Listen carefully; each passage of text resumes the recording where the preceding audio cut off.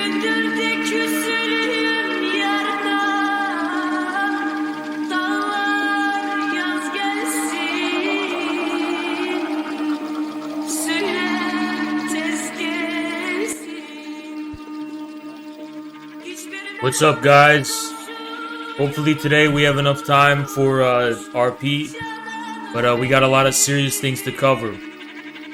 So, I initially told you guys this at the very beginning, and I said we're approaching that Duma moment in the conflict within Ukraine. I told you that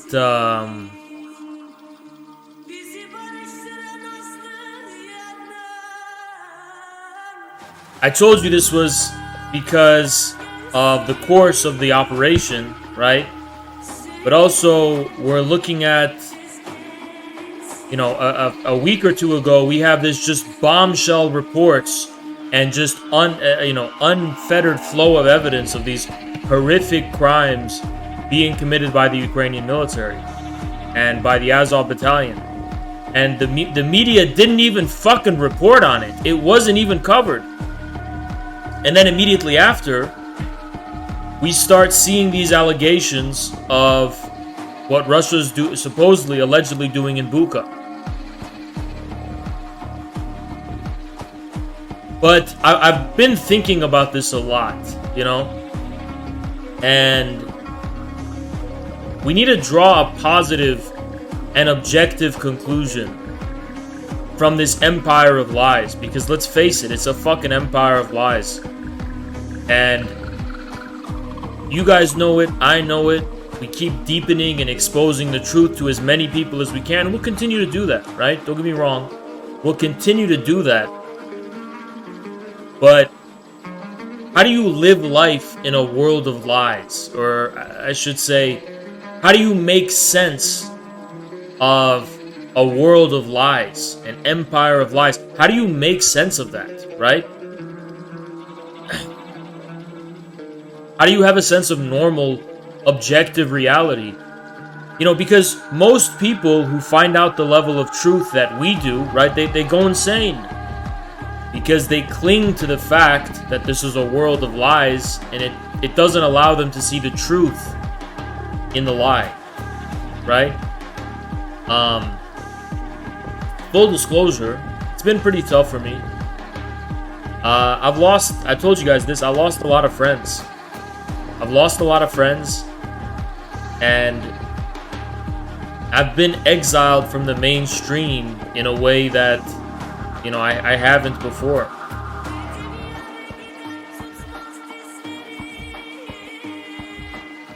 But I don't want to commit. I don't want to resign myself to a brand of bitterness and spite. So we got to get smart. We got to get wise. We got to draw a positive conclusion from all of this, right? We have to draw some kind of conclusion from this shit that keeps us sane and keeps us in reality somehow, right?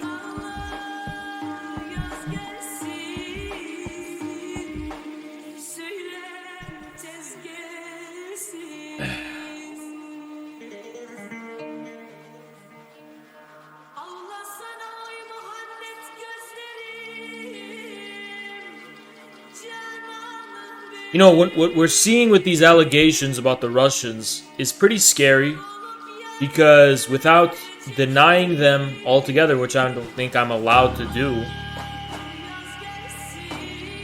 they bear a very, very uncanny resemblance to the allegations against the Soviet and Russian soldiers, you know, whether that's during the Russian Civil War, whether that's during the Winter War in Finland, whether that's during World War II, whether that's Hungary in 56 or Czechoslovakia in 68, the pattern of the way in which Russians are depicted is always somehow consistent, right? It's always this, and it always works. You know, it always has this effect of working. And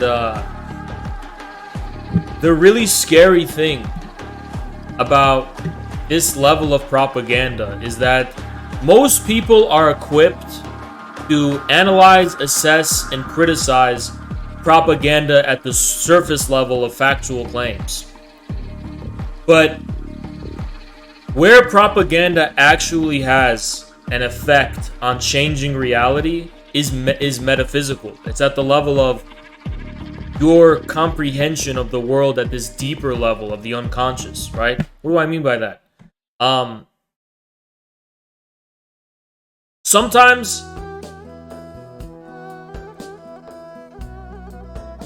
it's really hard to believe sometimes that Russians, whether historically or in the contemporary sense, aren't guilty of these crimes. It's like a stretch, right? We think somehow unconsciously that Russians are, they must not have any humanity or morality or sense of civilization.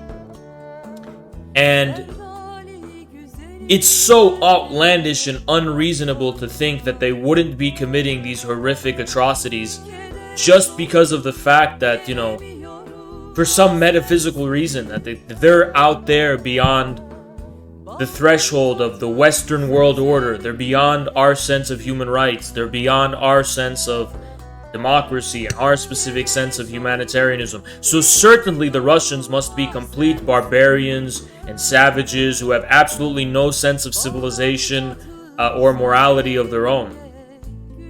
The really hard thing for people to accept is that Russians have their own civilization and that they have their own morality. Because the NATO ideology, right? The ideology of the neo-Nazis of the contemporary era, the Nazis who fled justice after World War II and got into the highest ranks of power within the deep states of Western countries and totally infiltrated the ideology of the Cold War against the Soviets, right? And they're still here. They've been here this whole fucking time. We think that there's only Western civilization. Everyone beyond that is barbaric. So if they don't follow our specific norms and they don't follow our specific sense of morality, they must be totally wild and savage barbarians. But what's the grain of truth in that, guys? And this is why this is the key to the empire of lies, right? It's because that's us. We're projecting our unconscious truth on them. When we take away our veneer of laws and order, we become savages.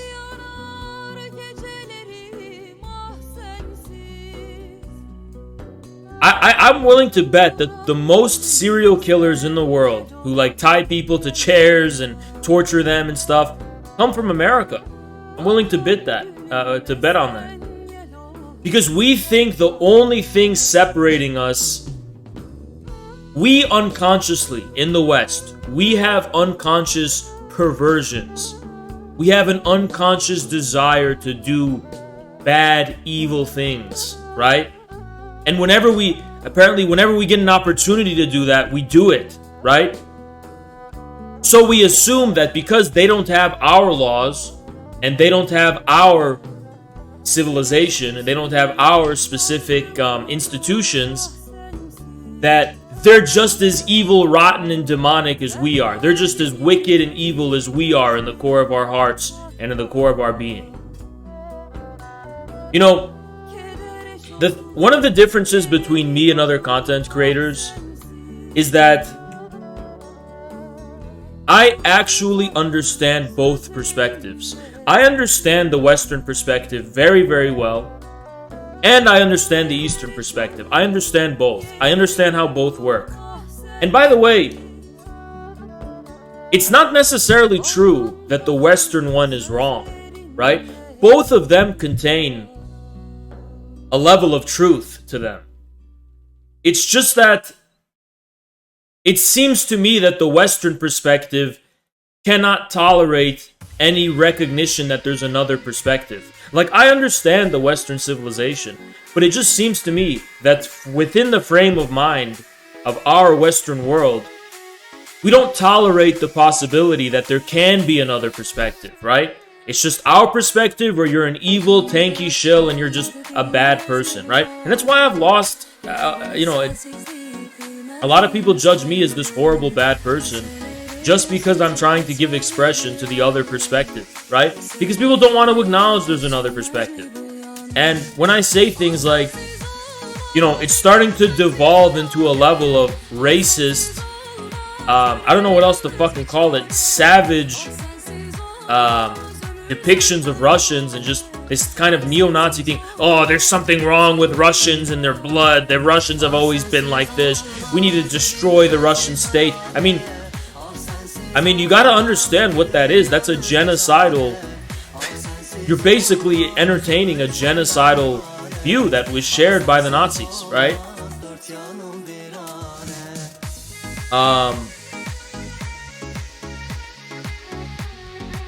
So that's what it seems to me to be kind of a problem. I do understand both perspectives. I understand the Western perspective. I understand the Eastern perspective, right? The Western perspective is kind of like, from the Western perspective, this is what it is basically, right? It's like, we live in a world of total depravity, total wild evil, right? And the only way we can safeguard ourselves from that is by becoming that evil, right?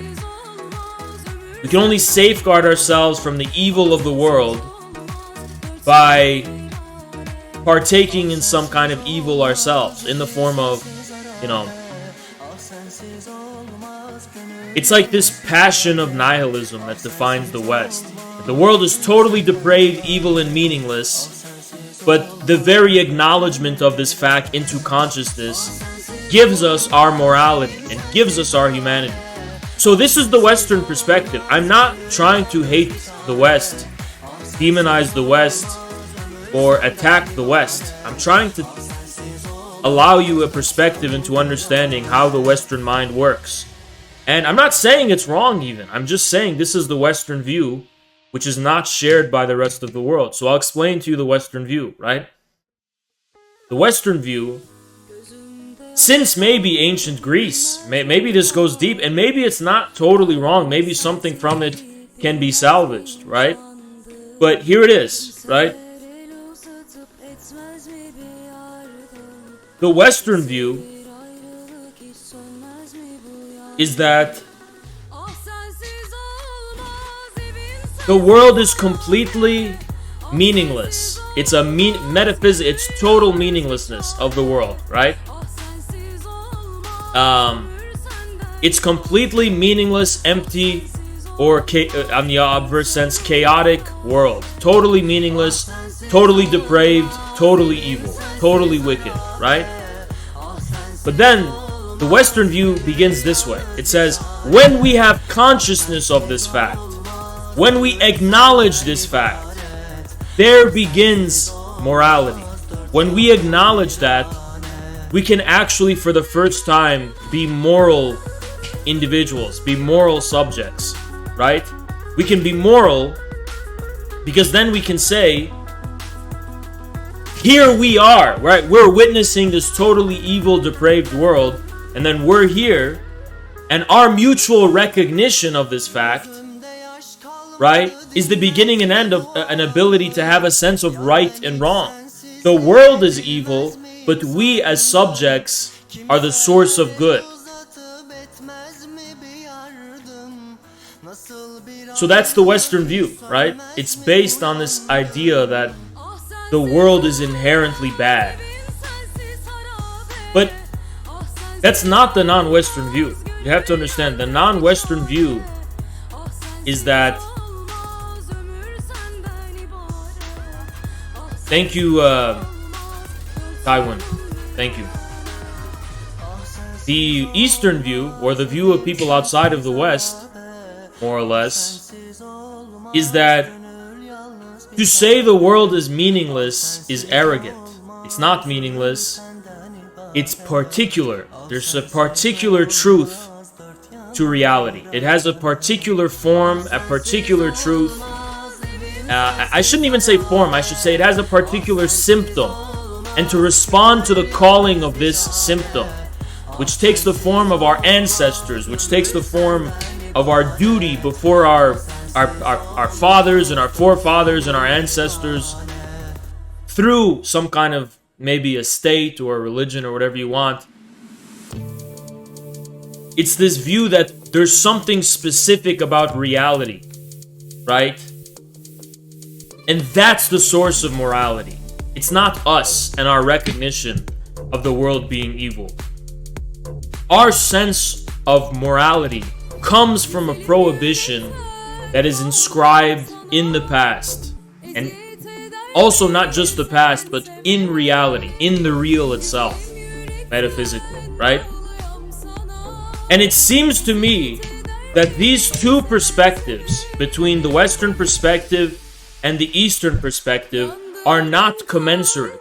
There's just something so radically incompatible about these perspectives. And if you understand these perspectives, you'll see the Russian perspective. You'll see that there is a Russian perspective. It's not based in a falsification and in lies and in malice and in evil. It's a genuinely human perspective with its own sense of right and wrong about this conflict. That's just the complete opposite of the Western view, right? And I'm obviously giving you the Russian perspective and the Eastern perspective. But I think step one is being able to acknowledge the fact that there is another perspective. And the problem we're facing right now is that no one's willing to do that. Nobody's really willing to acknowledge that there's another perspective on this conflict. It's not just Russia's the bad guy and then the West has its own perspective. There's another perspective on this conflict.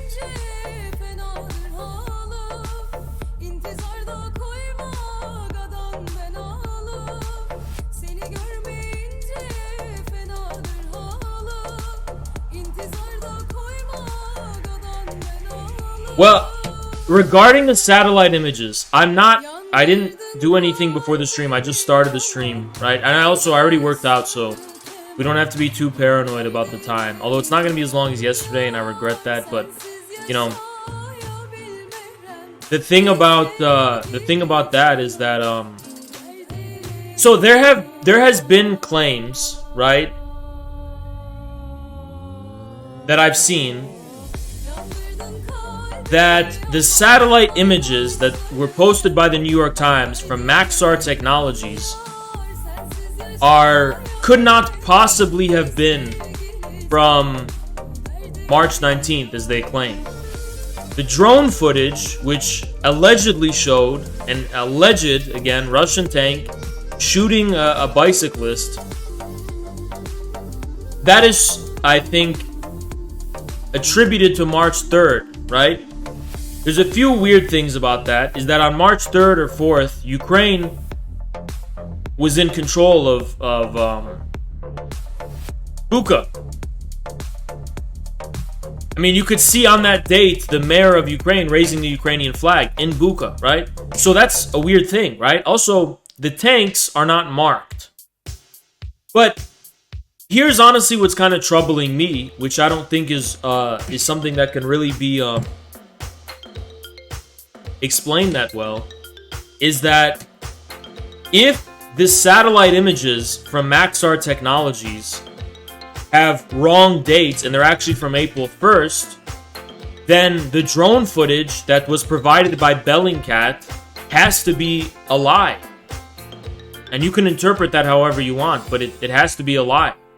Because the bicyclist, and please someone correct me if I'm getting the facts wrong, because I might be getting them wrong, but I'm pretty sure the bicyclist in the drone footage they showed was also in the New York Times satellite footage. Is that true? Yeah, I've heard that rumor, Cliffs. I've heard that rumor. Okay, so if that's true, and if the New York Times' satellite photos are actually from April 1st and not March 19th, then the footage of the bicyclist could not possibly have been from March 3rd or 4th. It had to have been either later or Bellingcat provided a falsified evidence.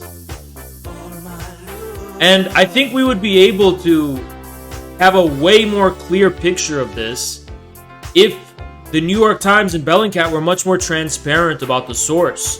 Maxar Technologies is a Pentagon contractor which does not give its satellite images to Russia. So Russia can't independently verify that the images are in fact accurate. We can't independently verify the images are accurate, so we really just have to take their word for it. And I'm not sure if it's exactly fair for us to be expected to do that. Yeah, there are many things about the Western... Well, it's not that the Western perspective is necessarily wrong. I mean, there is something going on since ancient Greece that defines the West, right? But I think, you know, there's this... I think it's like the end times, right? In Islam, is that the sun will rise from the West. So it's never happened before. I mean, maybe it has. I don't know. I think we living in the West should not necessarily be anti-Western. We should just challenge the elite's monopoly on what the West means. Because we can give our own interpretation of the historical West, from ancient Greece through Rome and through the Middle Ages and through the French Revolution. We can have our own view of what the West means, right? And to me, you know, yeah, it's kind of like an end of the world thing.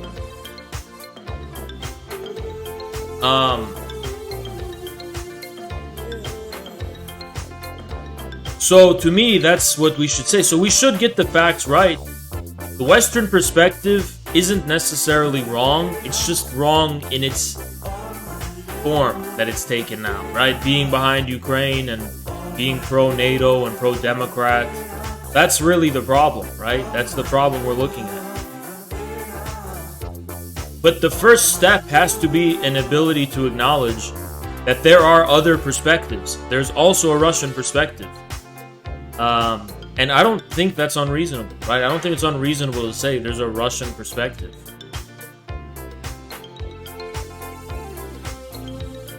But that's being censored, right, on the internet now.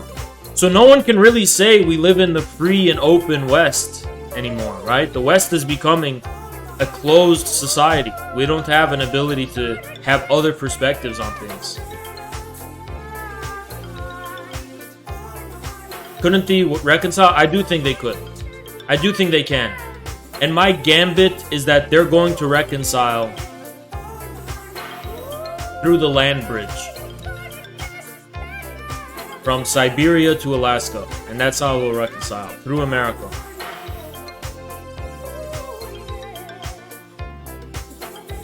Yeah, I've seen the video of Russian POWs executed by Ukrainian soldiers. I've seen all that. I've seen it.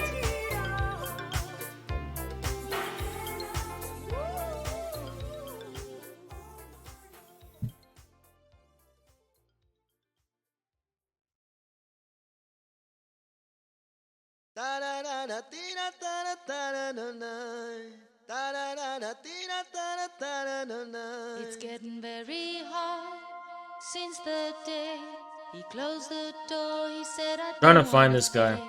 I was in my bed, I didn't know what to say. I'm trying to find Scott Ritter's Telegram because he was suspended from Twitter. And I'm looking for his Telegram. Does anyone know what it is? He's got a Telegram.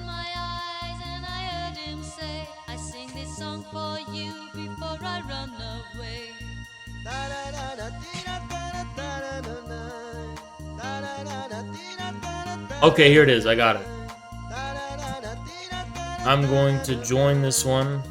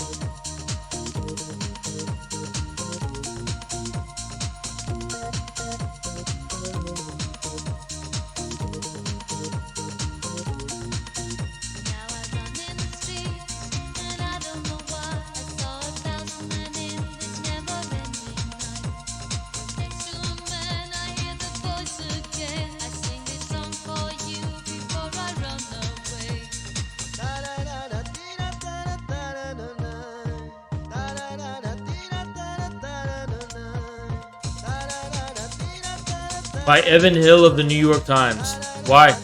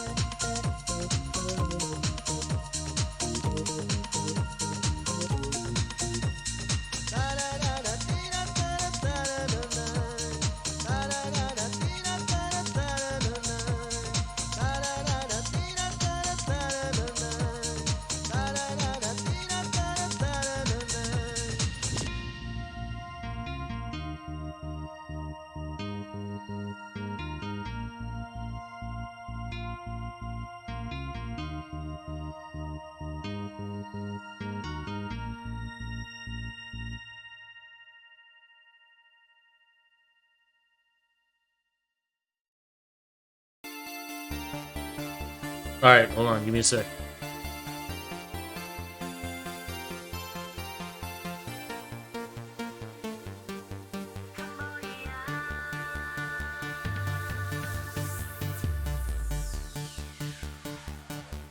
It's so fucked up because it's like I can't show you so much shit, you know?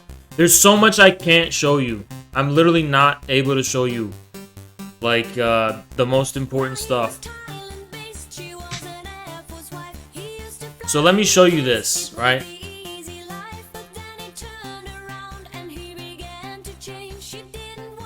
So, but this is what someone's saying. I can't confirm it whatsoever, but this is what they're saying.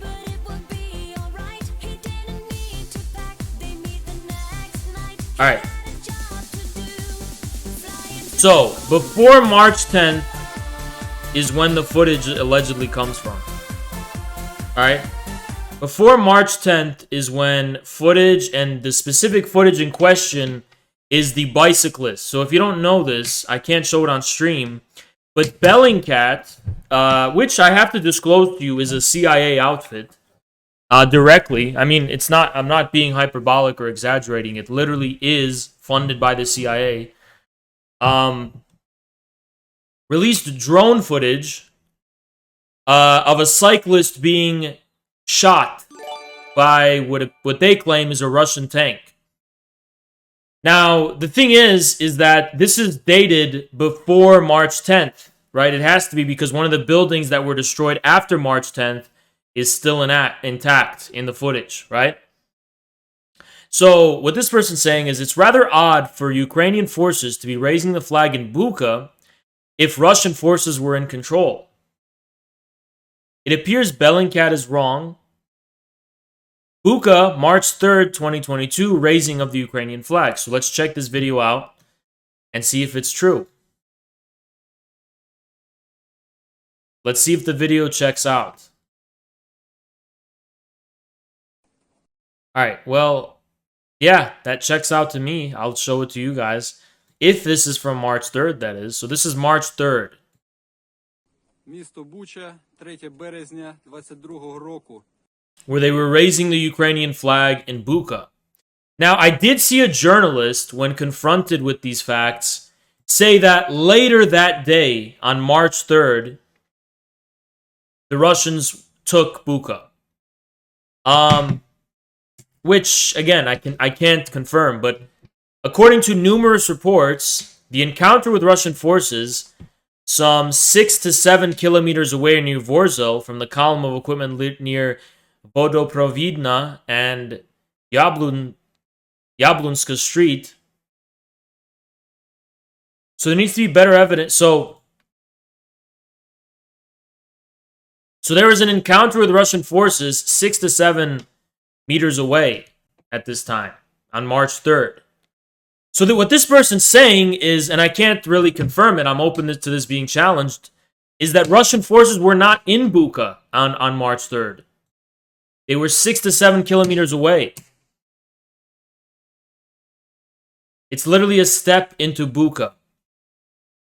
Okay, but it's still 6 to 7 kilometers away.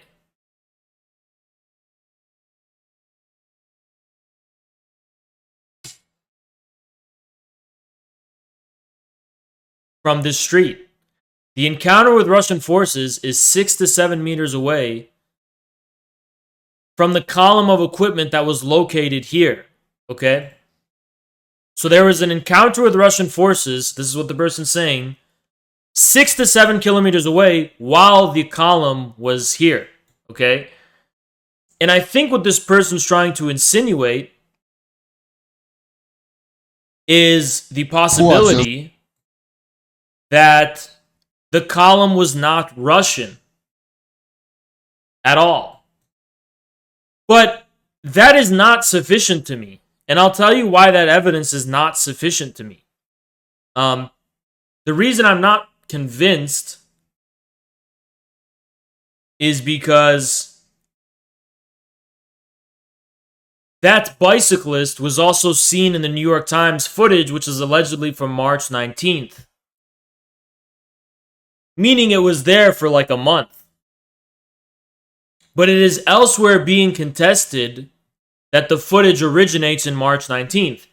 That means that the bicyclist was there only on April 1st, not even March 3rd, which would call into question the veracity of the footage that was submitted by Bellingcat.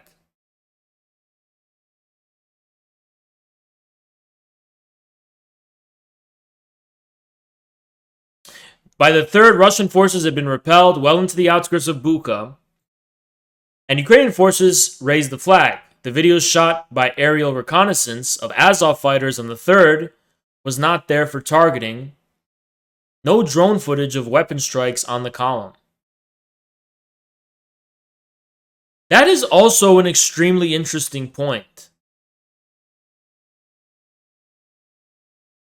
Why was there drone footage of the column if there was no strikes on that column?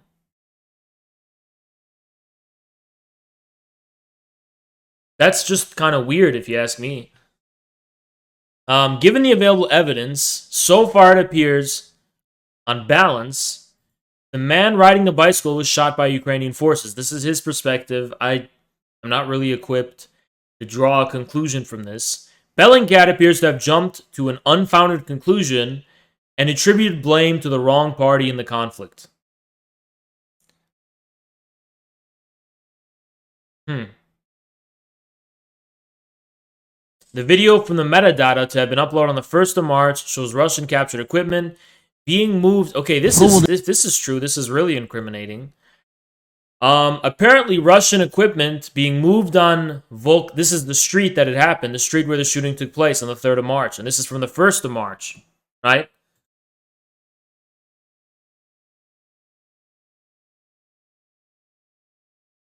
You know, this is the conclusion I want to draw from the allegations made about Bucha.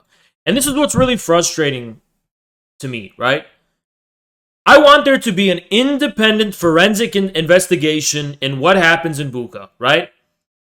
And if Russia is guilty of the crimes that they're accused of, I will be the first to denounce them for such a horrific and inhuman act, right? For such horrific, inhuman acts, right? The thing is,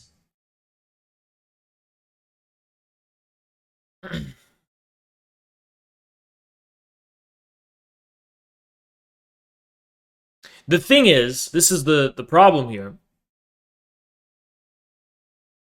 The majority of the people that are accused of being victims of Russia have already been buried in mass graves by Ukraine. And they've already fucked up the whole scene of evidence too, by moving bodies and checking them for bombs and all this kind of stuff. So what we're basically dealing with is a situation where there's no way to investigate whether Russia is guilty of the allegations made by the Ukrainian government. That means, no, it's not like the chemical attacks in Syria at all. Because in the chemical attacks in Syria, independent investigators were able to go onto the site of the supposed attack in Duma. And, that was possible. But that's not possible in Bucha. Because they've already buried all of the bodies that they're claiming Russia killed, or Russia was responsible for killing. And they've already tampered with the scene and moved bodies all over. They have to hand over all the drone footage. They won't. That's the thing. They won't do that. They really won't do that. Now, it doesn't end there, right? I mean, we know the Boatsman boys are on footage admitting that they're going to shoot people. They have an intention to shoot people who are not wearing blue armbands in Bucha, right? So we know that the Azov battalion is at least responsible for a considerable portion of the people killed in Bucha, right? Here's the thing. On the 1st of April, the Bucha City Council announced that a large number of saboteur groups and Russian military disguised as civilians remain in the city. On the 2nd of April, Ukrainian media reported that Azov forces began a cleaning operation in Bucha, a clearing operation of these Russians disguised as civilians. So they said that Russians are disguised as civilians in Bucha, and Azov went in to clear them up. Now, we've seen how Azov has treated Russians, to say the least of Russian soldiers, on video. We have footage of that. We know that it is not out of pocket, and it is not out of the ordinary for Azov militants to engage in war crimes of this nature. We know it's not, because we've seen it on video. We have evidence of Russians capturing former Azov bases in Mariupol with the tortured dead bodies of women, which were later actually claimed to have been done by Russia. And also, here's the issue I'm having. We have a pretty long list relative for this war of crimes that were committed by the Azov battalion or the Ukrainian military being attributed to Russia. You remember that bomb that the Ukrainian military hurled into the middle of a civilian center in the Donbass, in Donetsk? When that happened, the Western press blamed Russia. So there's a precedent for Ukraine committing war crimes and crimes against humanity and then blaming it on Russia. But the difficult thing is that I think it's probably possible that in Bucha, at least, some of the people who died, could have died from shelling, could have died from war, could have died from, who knows? Maybe even some of them died at the hands of the Russian military because, that there was a confrontation or something. I mean, who knows, right? It's just that when you have a situation that's not black and white, you're going to end up looking weak for just pointing out the fact that it's just way more complicated than they're trying to make it out to be, right? I'm not saying that it's not possible to draw a broad picture of what's happening. I'm just saying that what makes this hard to refute is that there are probably some civilians in Bucha who died because of shelling, or maybe died at Russian hands. But that obfuscates the horrific deaths of people, with their hands tied behind their back and shit, that were probably, in all likelihood, in all probability, killed by the Azov battalion in their clearing operation. So it's it's one of those dirty situations, right?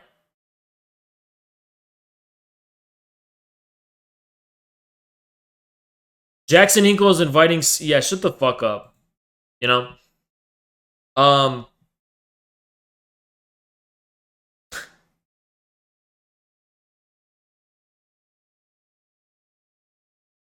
Apparently Scott Ritter was involved in some... He was catfished. I mean, something like that. He wasn't catfished. He was... What is the word?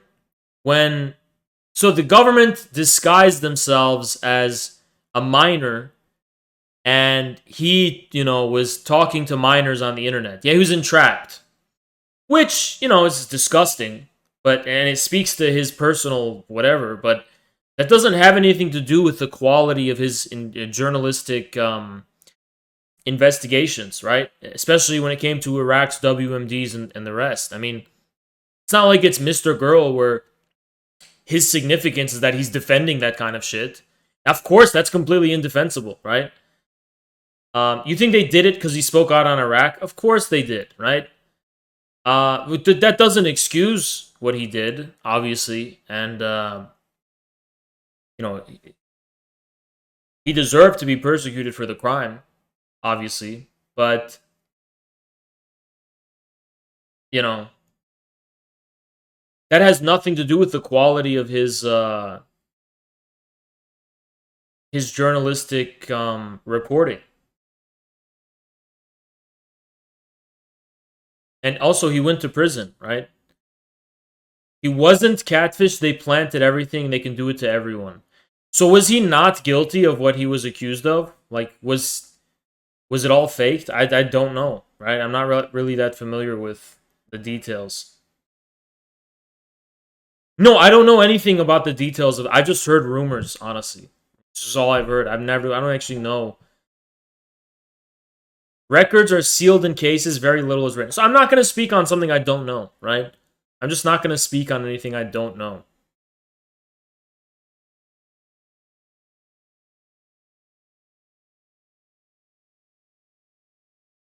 He refused guilty plea. Okay, well then he denies it. So I don't know.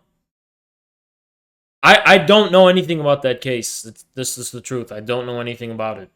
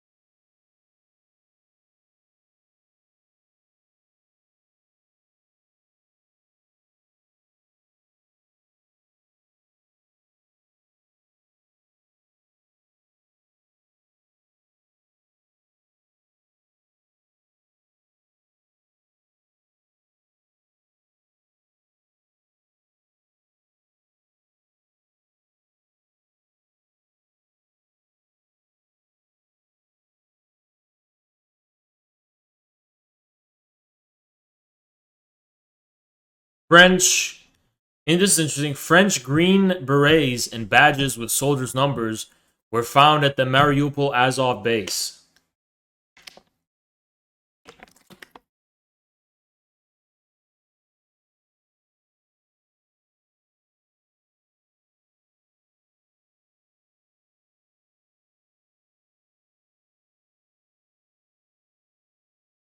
Okay, so Oliver Stone has written. This is not Oliver Stone. This is someone. Oh, recommended by Oliver Stone. Okay. This is recommended by Oliver Stone. And here's Richard Wolff and Michael Hudson in video. But this is an article. Just going to vet it to make sure that there's nothing TOS. All right. Should be good. And we're going to check it out. We're going to check this article out. Okay. The U.S. bubble of pretend. Lack of objective principle coverage on the war in Ukraine. Is a degenerate state of affairs.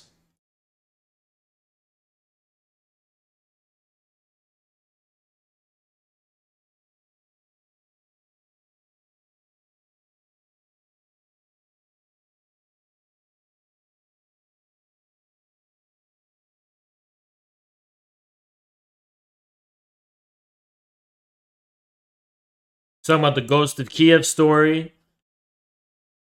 There was a maternity. This is his words, not mine. There's a maternity ward that the Russians supposedly bombed in Mariupol, and then the theater, and then the art school. All filled with huddling citizens, the Russian Air Force, cynically targeted because this is genocide, as the ever intemperate Zelensky does not hesitate to assert. All this has been reported as fact in the Times and other major dailies, and of course by the major broadcasters. There's been pictures, there's been videos, all very persuasive to the eye.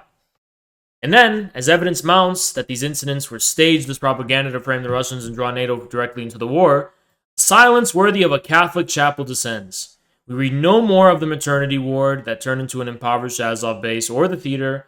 Citizens were herded. I did notice that. Did you guys notice how we're not hearing anything about the theater, the maternity ward, or the art school? They moved on. But here's the thing, that's not something you move on from. That requires an investigation because it would be considered a flagrant violation it would be a flagrant violation of international law, and you could try Russia with it's a smoking gun in the international criminal court. I mean, you would really be able to just indisputably say Russia is committing war crimes in Ukraine. So there is no reason people should have moved on from these allegations of the maternity, the art school, or the theater. Well, I think this person is saying the reason they moved on from it is because those three were debunked. Now, were they debunked? I'll leave that for you to decide. I did see the mobile crematorium thing, and we're going to get to that because that's another interesting... That's something we debunked very early on in the conflict, is this idea that Russians are carrying mobile crematoriums around.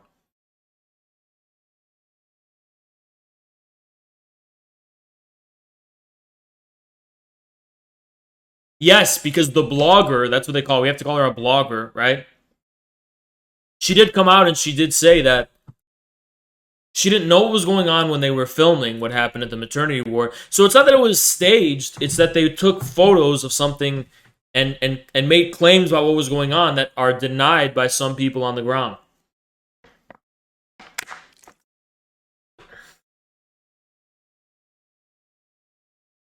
Before proceeding to Bucha, the outrage of the moment, I must reproduce a quotation from the Propaganda is A-OK piece the Times published in March 3rd editions. It's from a Twitter user who was distressed that it had become public that the ghost of Kiev turned out to be a ghost and that the Snake Island heroes didn't do much way by holding the fort. Why can't we just let people believe some things? This thoughtful man or woman wanted to know. What is wrong, in other words, if thinking and believing nice things that aren't true makes people feel better? America the Beautiful or something like that. Bucha is a suburb of 35,000... So, this is the thing. They already said very early on in this conflict, and this is true, this is something I can confirm. Very early on in this conflict, you did have people basically admitting that, hey, if something's fake or if something's fake news and it's not true, we should not fact check the story because it's needed propaganda against Russia, right? And that's an ideology, by the way, that people are committing to at a grassroots level. That's what they said very early on in this conflict. Who cares about the truth as long as it serves the Ukrainian war effort? So I need to give you some perspective and insight in the pro-Ukraine perspective here. What Russia did by invoking its special military operation was ontologically evil, and that there is no evil that Russia could not possibly be accused of committing that is unjustified, even if it's a lie, because of what it did. When Russia invaded Ukraine, it committed the principal evil. And therefore, we can make things up about anything Russia does going forward because whatever helps the Ukrainians repel the Russians who committed this horrific evil is justified.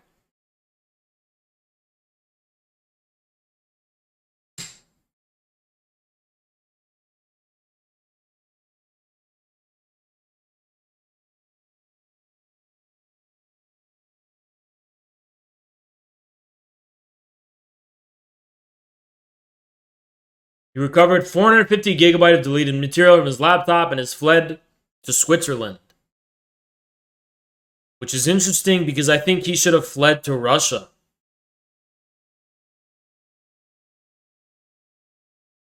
Should have fled to Russia.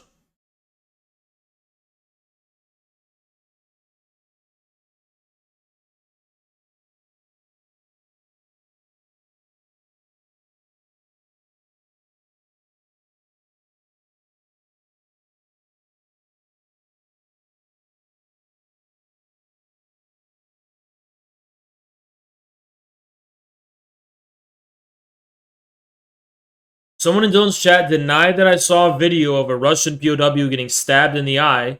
I sent him the link and he said he deserved it. I mean, there you go. I mean, that's just what we're dealing with here. You know, it's just like sums up. It sums up what their perspective on this actually is.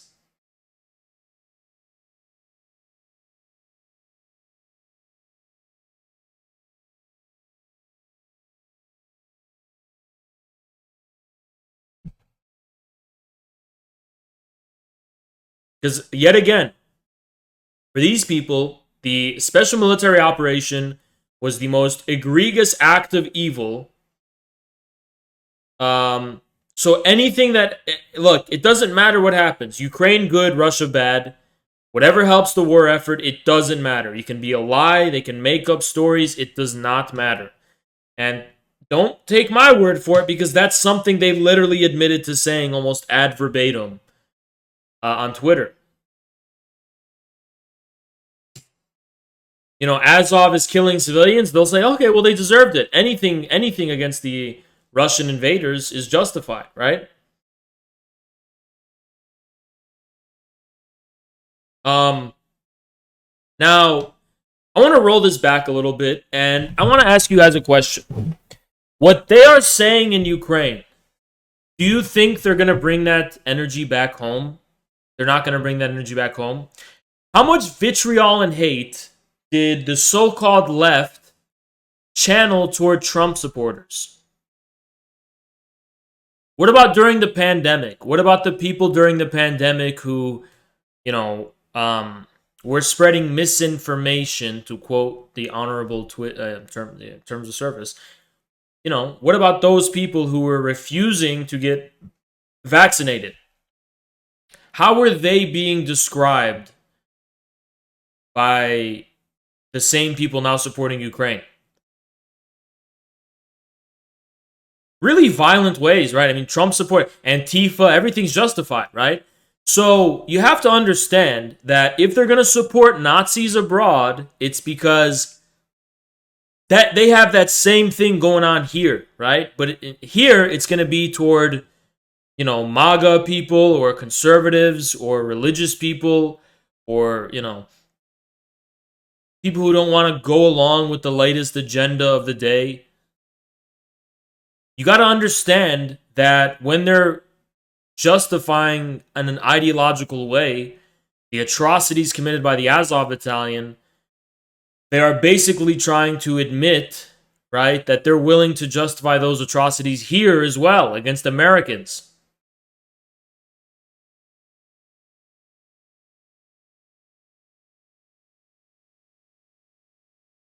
Bucha is a suburb of 35,000 people, a few miles north of Kiev, and one of the cities Russian forces began to evacuate on March 29th as peace talks in Istanbul progressed. 2 days later, the mayor, Anatoly Fedoruk, celebrated the city's liberation in a selfie speech to his citizenry. He made no mention of anything untoward in Bucha streets, backyards, or public spaces. 4 days later, April 2nd, a special unit of the Ukrainian National Police deployed to Bucha, and suddenly the place turns out to be a hellhole. Bodies in the streets, 410, according to the Prosecutor General's office in Kiev. Evidence of atrocities galore, people bound and shot point blank, the whole nine short. The outrage from the Western world, worldwide outrage that would be, was instant. No demand for an impartial inquiry, which is what I've been calling for from the very beginning, forensic inspections or any such thing. No one asked why corpses left in the street for 5 days appeared to be fresh, or why the relatives of the dead left them there until... I mean, that's my single biggest question about what happened in Bucha to this day is this. How were those bodies left in the street for a month? Please tell me how that is. How did people just leave these bodies on the street for a month? Was Bucha so brutal that there was a military lockdown in place where, like, you couldn't even go outside and the whole outside was all just a war zone and you'd get shot for going outside? I mean, was that really what was going on for a whole month? Everyone was imprisoned? Nobody was living their lives? Nobody was living their lives at all? Everyone was being held hostage as a prisoner?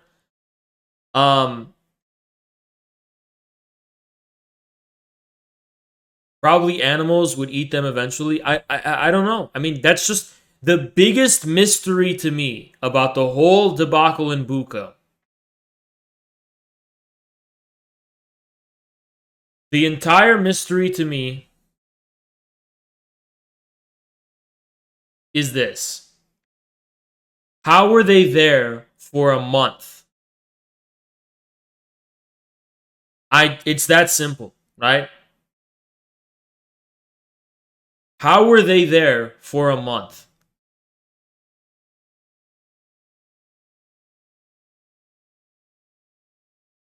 Everyone in Bucha had cell phones operating normally.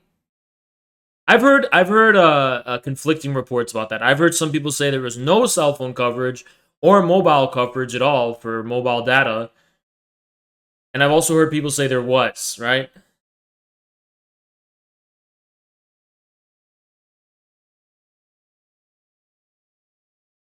Antonio Guterres, the UN Secretary General, was level-headed enough to state, "It is essential that an independent investigation leads to an effective accountability."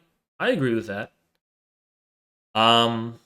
It's just that an investigation is nearly impossible now because Ukraine has already buried the victims of the Russian crime, right? The alleged victims of the Russian crime, the alleged Russian crime. This is only sound position at this point, but we know from a long history how far SGs at the UN will get with this sort of talk. In my read, yet another false flag the Kiev regime flies almost by day now.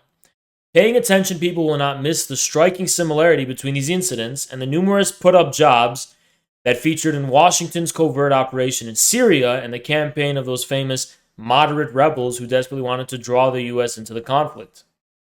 As a matter of principle, we must await evidence of what happened at Bucha, even as we know we are likely to see about as much about events there as we have in Mariupol. We know that to most people, neither evidence nor its absence matters.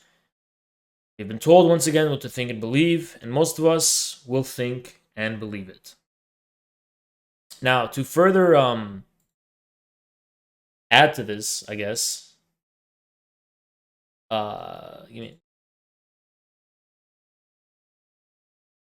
this is an exact claim that I see being made, right? And it's that, let me find it.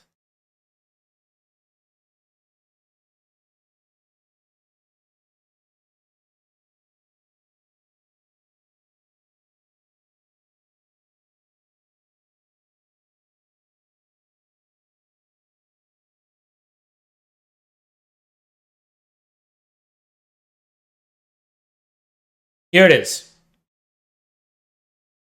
So, apparently, Russia wants a forensic investigation of Bucha war crime. The British UN Security Council chairman refuses.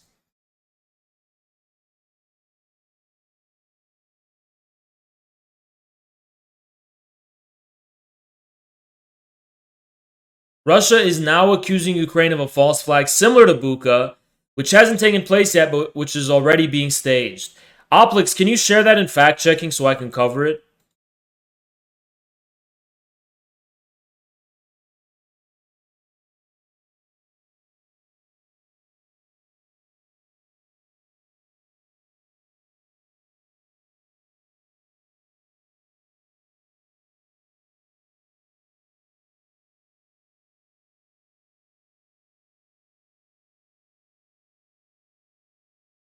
All right, well, the New York Times is reporting on this at least. But maybe they're trying to throw us off so they appear unbiased. And before you ask, that's just paranoid. Is it? Because, yeah, they would go that far. They have in the past. A video posted online on Monday and verified by the New York Times appears to show a group of Ukrainian soldiers killing captured Russian troops outside a village west of Kiev. Russia specified the towns where it will happen.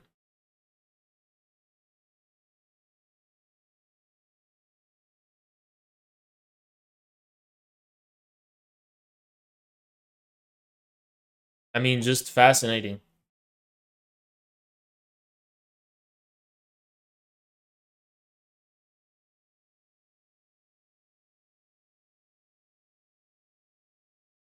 The first picture is Azov in the street standing tall. Wolf's angel and black sun in our faces. This is from a battalion destroyed in Mariupol.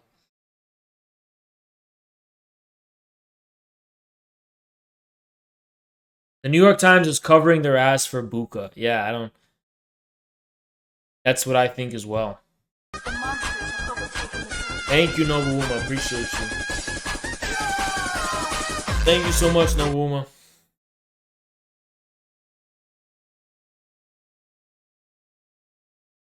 Nobuwana, I should say. Why isn't there a gifter icon next to your name?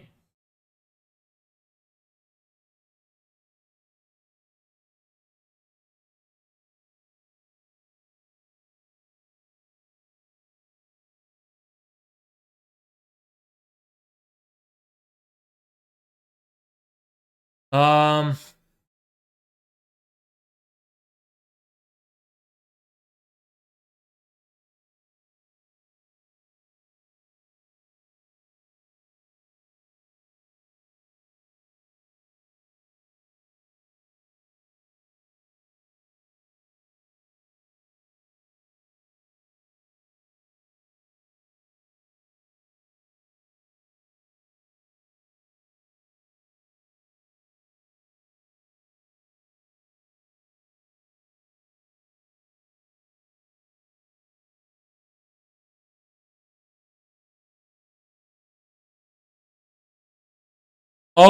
this is something I think is worth pointing out.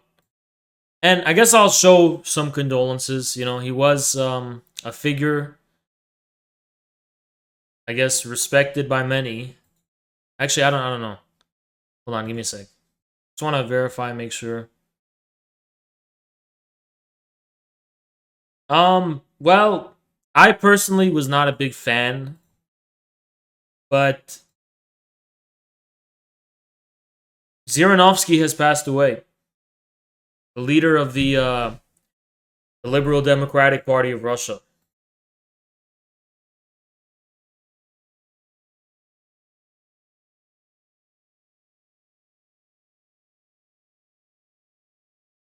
So yeah, he passed away. Um, that's just wow.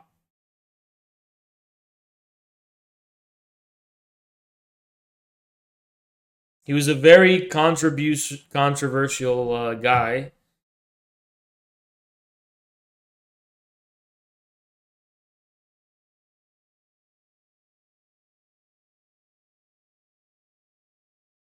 So let's look at the details here.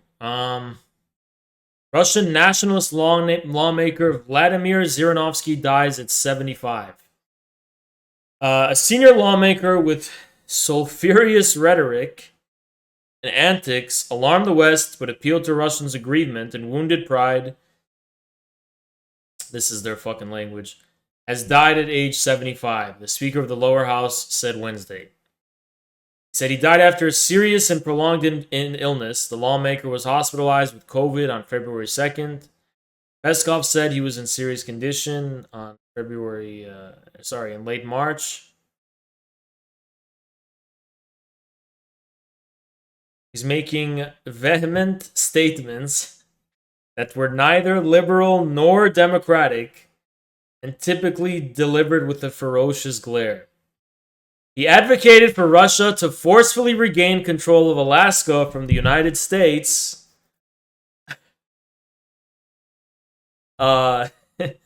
Suggested that Russia should hit Ukrainian President Petro Poroshenko's residence with a nuclear weapon, and said he wanted a DNA test to see if he was related to Donald Trump.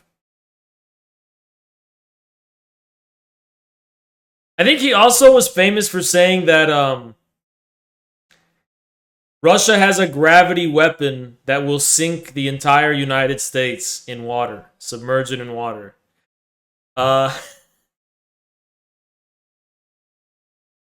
He also claimed he received a total of 8 COVID shots since August 2020.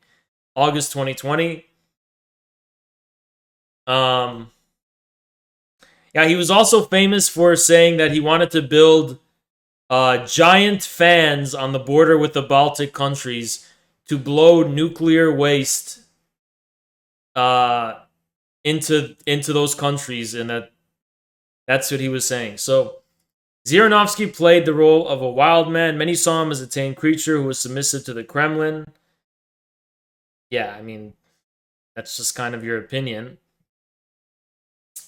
He founded the Liberal Democrat Party in 1991 as the Soviet Union was pulling out, and the group became the country's first officially recognized opposition party. Later accounts contend that its formation was a KGB project aimed at diverting legitimate opposition into ineffectual channels. In its early years, the party had a significant presence in parliament. It won the single largest share of votes in the 1993 parliamentary election, took 64 seats in the 450-member Duma. Its prominence steadily declined, and after the 2021 election, the party was down to 21 seats.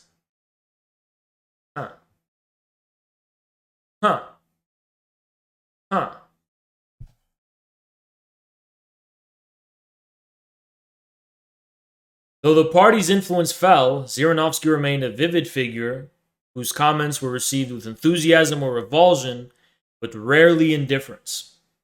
Zhirinovsky was born in Almaty, the capital of Kazakhstan, as Vladimir Wolfovich Edelstein, and moved to Moscow at 18 to read Turkish studies at Moscow State University.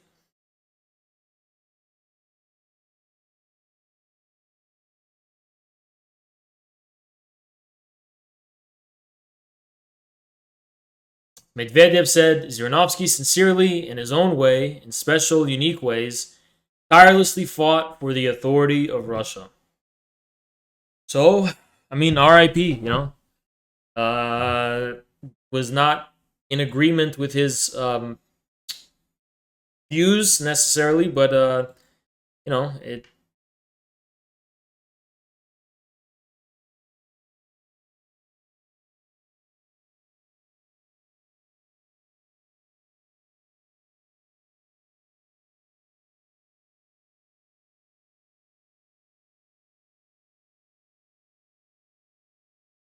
So check this out.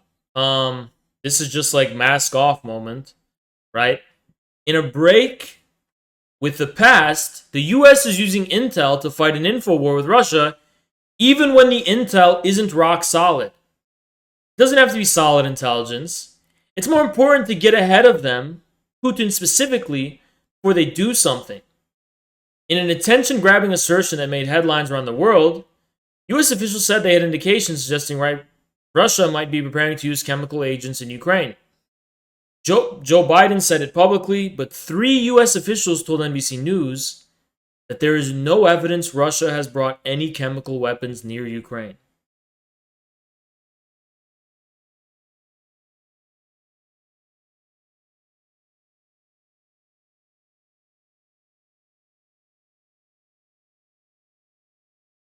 They said the US released the information to deter Russia from using the banned munitions. Wait, so you're saying US officials are now admitting to lying? So when these people lie to you, you find out they're lying, and then they start admitting to you that they're lying to you, and then they tell you about what's going on in Bucha and elsewhere, we are left with a serious question of, what do we believe, right? If they're just admitting that, oh yeah, we lied about that to deter them.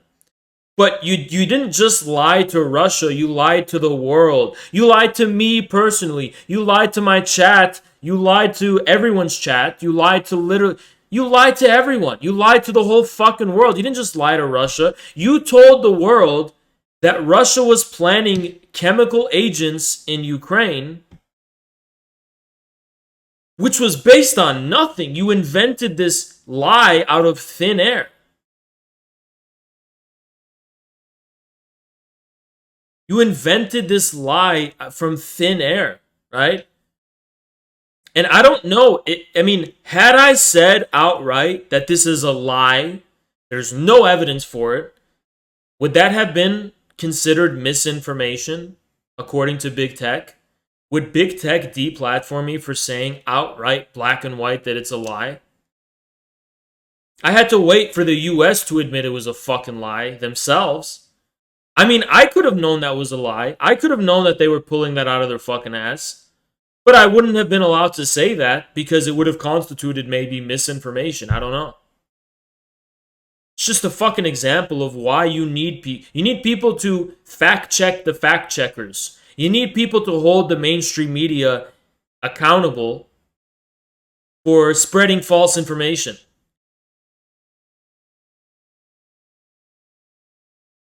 By the way, this is NBC News, okay? It's one of a string of examples of the Biden administration breaking with recent precedent by deploying declassified intelligence as part of information war against Russia. The administration has done so even when the intelligence wasn't rock solid, to keep Putin off balance. Oh, lie to keep Putin off balance. Not to change public perception of how Russia wages war in order to demonize Russia.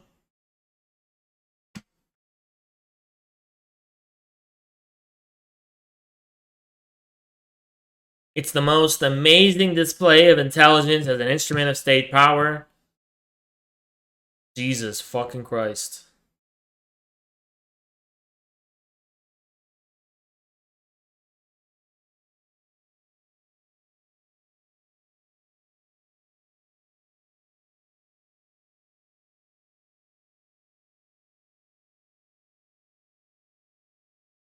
Jesus fucking Christ. Literal, unironic fucking liars.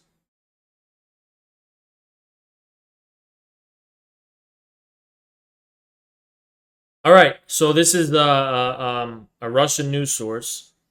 It says, Ukraine stages more killings of civilians. West delays investigation into Bucha. So, okay, this is what this article from a Russian news source is saying. Russia's military spokesman has accused Ukraine's security services of staging more killings of civilians in several towns in order to use Western media to blame Moscow for war atrocities. And the foreign ministry has accused the West of delaying investigations to Bucha. Okay, Moscow accuses Kiev of using the same tactics in the city of Bucha last week. Once again, the Russian armed forces are being held responsible for alleged atrocities.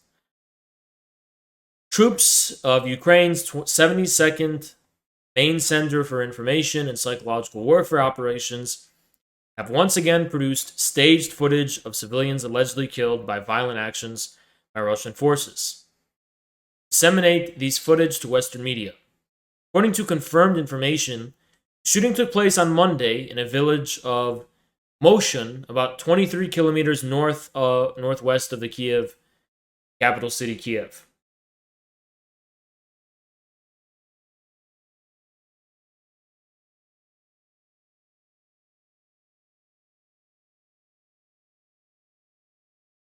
Huh.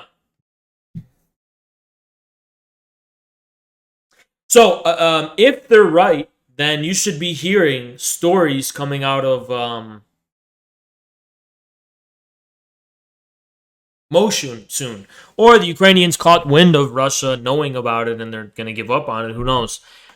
But this is what they're saying is next. Similar operations were carried out by the Ukrainian side in cities of Sumy, Konotop, and elsewhere. Procrastination of investigations to Bucha. Lavrov has said that Western allegations of mass killings of civilians in Bucha and firmly rejected them. Its head, Lavrov, recalled that Russia had twice tried to bring the incident before the UN Security Council, but Britain, which currently chairs the UN Security Council, refused. Russian ambassador to the United Nations, Vasily Nebenzia, described Britain's actions as incredible and unprecedented. It was unprecedented, incomprehensible, and unthinkable. We were denied a Security Council meeting, which we requested from the UK presidency today. During my tenure, I've had emergency Security Council meetings on many issues, on weekends, on US public holidays, and so on took place, and we've never raised any objections. What has happened here is something incredible and unprecedented in the history of the United Nations. Lavrov pointed out that in the last few weeks alone, there have been many examples of open fakes about Ukraine, and that people were already being used to this type of fake news from the Syrian war from the Western-backed White Helmets. The White Helmets, wow. The campaigns followed a similar pattern, namely that immediate propaganda campaigns were started and alleged culprits were prematurely identified. Such things, especially on the part of US politicians, according to Lavrov. And most importantly, many US politicians who started the war in Iraq under a known pretext, who destroyed Libya together with NATO partners who invaded Syria, have an uneasy conscience.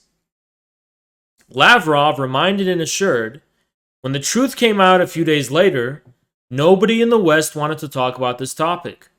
We will expose such fakes. In this context, he also pointed out that the Russian armed forces left Bucha on March 30th, which was also confirmed by the mayor of the small town. 2 days later, allegations against Russian troops were made. On Saturday, the Kiev official released images and video footage of several bodies lying on the streets of the small town of Bucha, northwest of Kiev, claiming that they had been executed by Russian troops. Moscow, which insists its military does not target civilians when deployed in Ukraine, has firmly denied these allegations as a provocation by Kiev. Numerous inconsistencies in the Ukrainian narrative were pointed out, including the fact that the video surfaced only a few days after Russian forces withdrew from Bucha, and that the local mayor, in his video speech describing the liberation of the city, not mention any killings by anyone of the Russian troops. This is something I pointed out as well. That the mayor, nobody pointed this out until after the Azov went in with their clearing operation, in their words. Despite Russian arguments and Moscow's attempt to convene a UN Security Council session... Oh, thank you, IC. IC UK tipped $20.36. BBC reports that 6 hours ago Prime Minister Boris Johnson states that attacks on civilians by Russian forces in the Ukrainian town of Bucha do not look far short of genocide. Huh. I wonder, how does the West get away with all the lying? I really think it boils down to people who just view the world in that kind of way, right?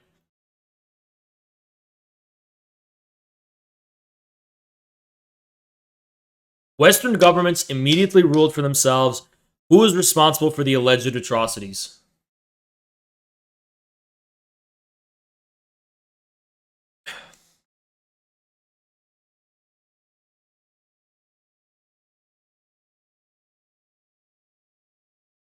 US President Joe Biden has called for a war crimes trial for his Russian counterpart Vladimir Putin, and the EU has vowed to send its experts to Ukraine to help Ukrainian authorities collect evidence on the ground. Moscow began a large-scale military operation in Ukraine at the end of February after its neighbor consistently refused to implement the Minsk agreements signed in 2014. And Russia finally recognized the Donetsk and Lugansk People's Republics in the Donbass. With the protocols mediated by Germany and France, the status of these regions within the Ukrainian state should be regulated peacefully and accepted to everyone. That's their opinion.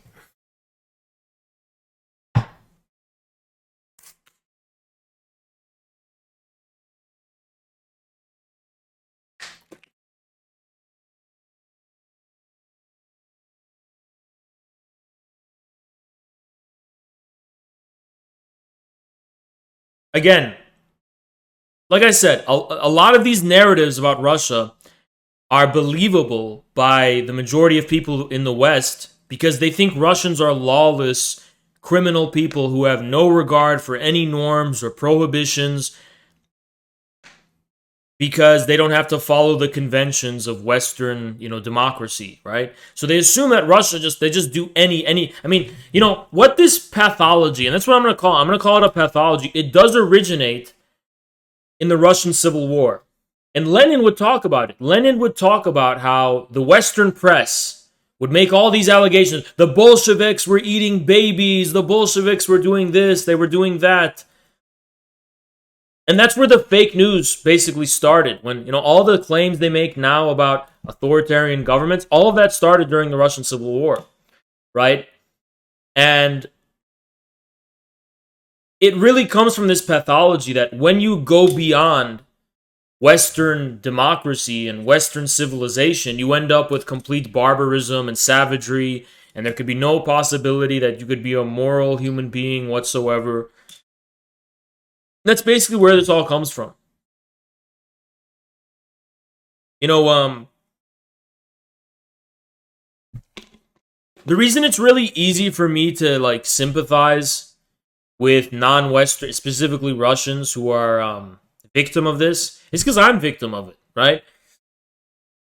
I am someone who has repeatedly accused and painted in a light that doesn't reflect at all who I actually am, doesn't reflect the things I've done, and it's all because I'm not within the Anglo box, right? So people just feel like they can make up anything they want about me. And it's believable because I don't follow the conventions and norms of the left. Like if someone said that I was this racist and I was a Nazi and I was I worshipped Hitler or something, the majority of leftists would believe it because I'm beyond the threshold of what they consider to be a civilized human being. So it's like I myself in my personal character people ask me, Haas, how can you be so certain that they're lying about Russia? And I'll say, okay, because they've lied about me in the exact same way. And I've struggled for a year to wrap my mind. It was so incredible the way I'd be lied about. I would struggle to wrap my mind around it. And then I'd come to realize that, holy shit, I get it, that this is a pathology. It doesn't come... There's no rational explanation for why they do this. They do this because it's a form of psychosis, right? So I understand how they lie about Russia because they lie about me in the same exact fucking way, right? So I actually understand how this works.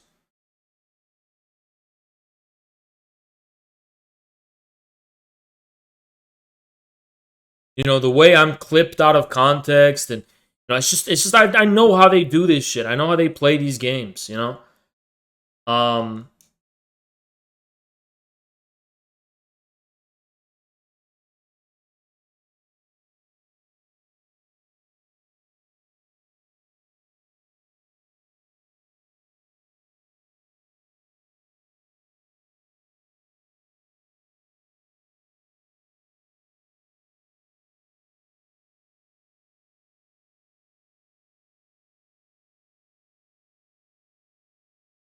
So I'm just telling you, is it really possible that people could lie that much? I'm telling you the truth. Yes, they can. They can really lie that way because they're not lying for any rational reason. It comes from an irrational fear of someone that kind of like other, right? It comes from this irrational fear of a people that Westerners do not understand. That's where it comes from, right? It's not rational. They have an irrational disposition to lie about people they oppose. It's that fucking simple. This is the only sound position at this point, but we know from a long history how far SGs at the UN get with this sort of talk. In my read, this is another false flag of the Kiev regime flies by the day now. Paying attention, people will not miss the striking similarity. Okay. Let's continue with this article. Weird to add this to various other truths, now almost universally accepted. The Russian intervention had nothing to do with NATO expansion and was unprovoked. that favorite term of the Biden regime. Ukrainian forces that pushed the Russians into retreat, not the pressure on Kiev, was a Russian diversionary tactic to keep Ukrainian forces away from the Donbass where the fighting is. After the Pentagon Papers came out in 1971, Hannah Arendt published an essay in the New York Review of Books called Lying in Politics. In it, she wrote of America's slide into a sort of collective psychosis she termed defactualization. Facts are fragile, Hannah Arendt wrote, in that they tell no story in themselves. They can be assembled to mean whatever anyone wants them to mean. This leaves them vulnerable to manipulation of storytellers. That's absolutely true. The deliberate falsehood deals with contingent facts, to explain in the remarkable piece of this work. That is, with matters which carry no inherent truth within themselves, no necessity to be as they are, factual truths are never compellingly true. And the reason for that is because facts are often messy and they're often complicated and they don't lend themselves to the narratives we build about them, right? The overarching narratives we use to make sense of them. And you want to ask which narrative is usually true. It's usually the one that can make sense of and which doesn't contradict the most amount of available facts, right? That are, available.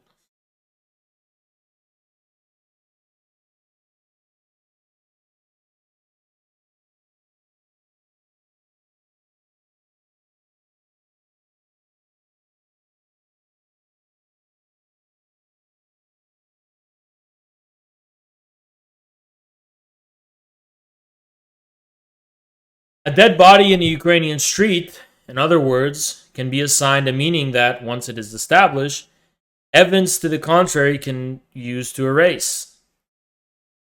There you go. Facts in themselves don't carry any meaning.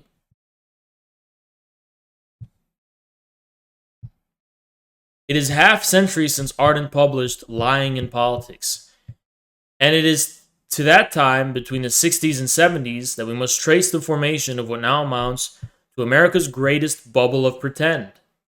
The world as it has mattered less and less since Arden's time, the world as we have wished it to have mattered more and more. This is also what Putin dubbed the empire of lies, the bubble of lies, the great bubble of pretend. This is what he's calling it. Putin called it the empire of lies, right?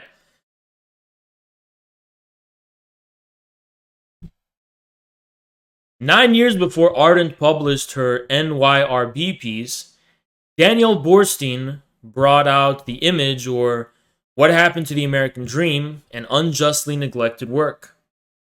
I have described the world of our making, he wrote, how we have used our wealth, our literacy, our technology, and our progress to create the thicket of unreality which stands between us and the facts of life.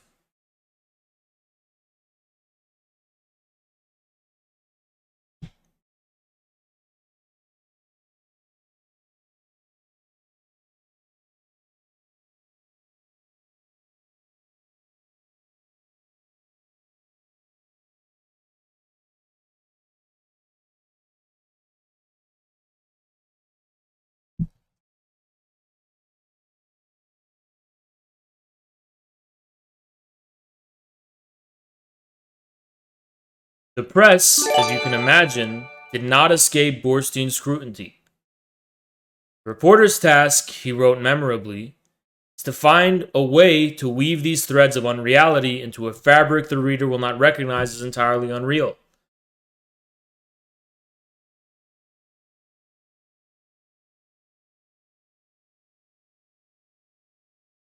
This is our condition. Ukraine crisis is the mirror that reflects us as we are. Now I will relate a particular coincidence, pertinent to our case. Last week, I took it upon myself to watch Marcel Ophel's The Sorrow and the Pity, all 4 hours of it. This is the famously explosive documentary that forced the French to come to terms with the extent to which they had collaborated with the Nazis during the 3 years and some that they had occupied France. Oh, fuck. I knew there's going to be a fucking swastika in this image. And it's like not clear that I can even show this. The film was a special meaning for me. It came out in '69, just as I arrived in Paris for university studies. France was in an uproar over Ophel's film. It was banned from broadcast on French television until 1981. I did not understand much of this time. Sorrow and the Pity shredded to pieces, relentlessly, unblinkingly, the national myth that France had been the heroes of the resistance, or had aided it, or had some way stood up to the collaborationist Vichy regime of Marshal Pétain, hero of Verdun in World War I, capitulationist in World War II. This was nothing like the case. Now this swastika is gone, I can show it again. Now I understand what the young student long ago could not quite grasp. The French simply could not face Ophel's unyielding exposure of who they had been. Ophel's had punctured the enduring bubble of pretend within which they had lived for 25 years after 1945 victory in Europe. People can live in these bubbles a very long time. The unreality with them can be very persuasive. French finally emerged from their bubble. It was painful, passive, full of angst. They were fortunate to have escaped.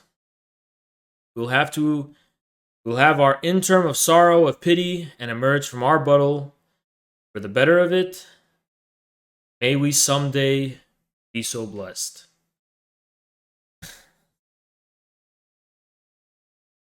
There you have it.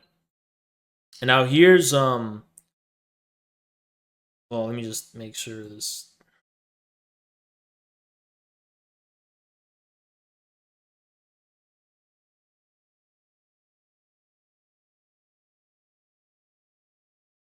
Okay, Richard Wolff and Michael Hudson, ladies and gentlemen.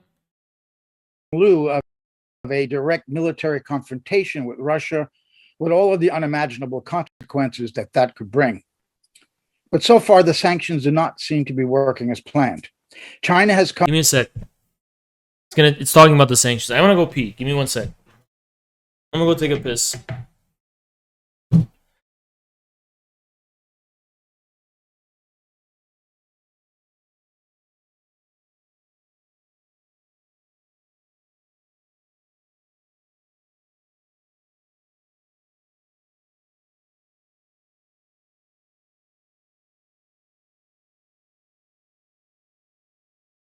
Based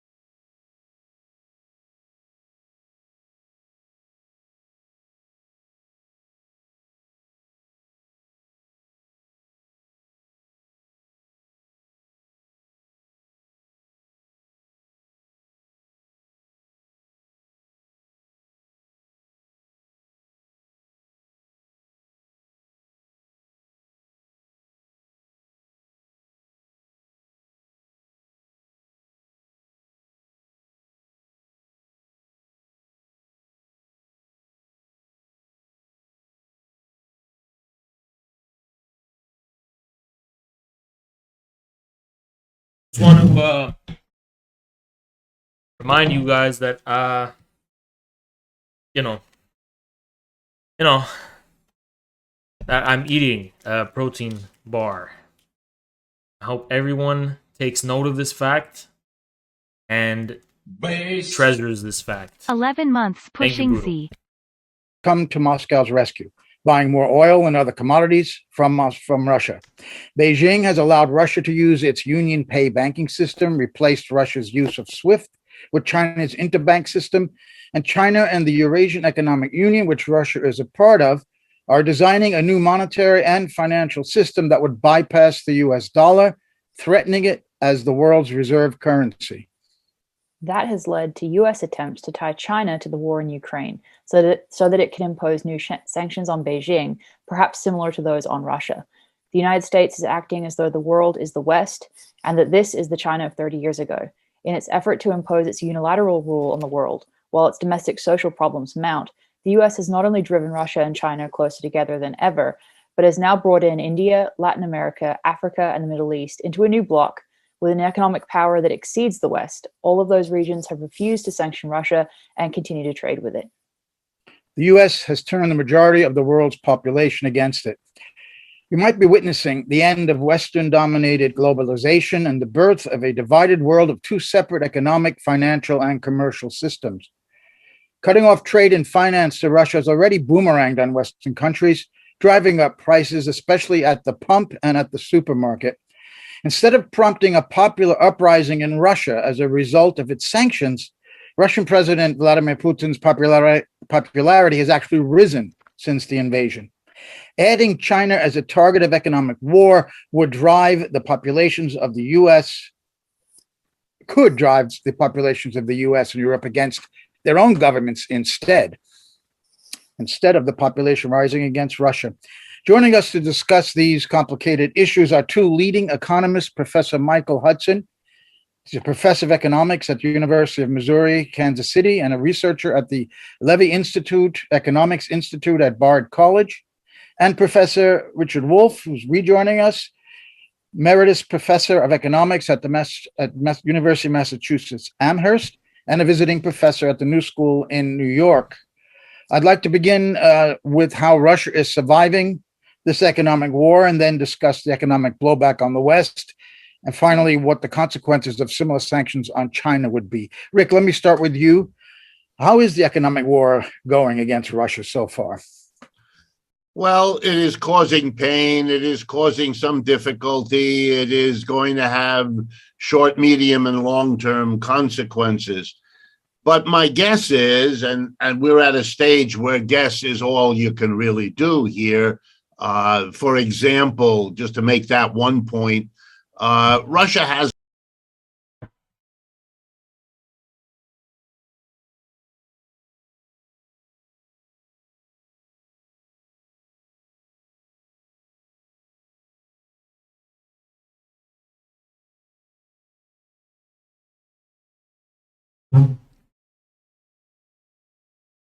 not yet decided on what counter sanctions. A lot of folks seem to believe that sanctions always go in one direction. They don't. They always have consequences in which the sanctioned. Does anyone know what's up with Pushilin giving a medal to a Nazi? It's not clear that he's a Nazi. It's that fucking simple. He had some Viking rune on his shoulder, and he had that skull, none of which are inherently Nazi symbols, to my knowledge. Become the sanctioners in turn, and then you have to figure out how this interplay affects both sides. The United States media, in the main, seem to be all cheerleaders for the one side and oblivious to either the reality or the potential of the other side. So it's a little early. Having said that, I think there's a context here that we ought to. The swastika isn't inherently Nazi? Yeah, it is. It's pretty recognizably inherently Nazi. Those symbols, though associated with neo-Nazi movements, are pagan symbols, and The guy was probably a Rodnoverist. So if you don't know what Rodnovery is, it's Slavic paganism, right? Slavic native faith. It's called Rodnovery. It's like New Age shit. That's my best guess. Understand. Is this the mother of all sanctions? Yes. But, under Donald Trump, we had what was then the mother of all sanctions, 4 years of economic warfare. I do have to say, this, return to paganism is the most cringy fucking thing in the world. Anyone can return to paganism, right? Literally anyone in the world can do that, right?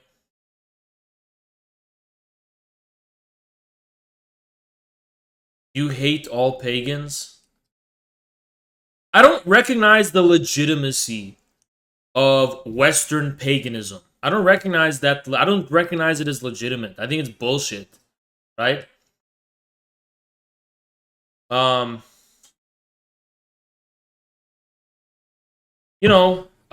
Dharmaic religions of Asia, those are, I don't know if I would call them, I don't think I would call those pagan, because those are real religions, right? With history and whatever.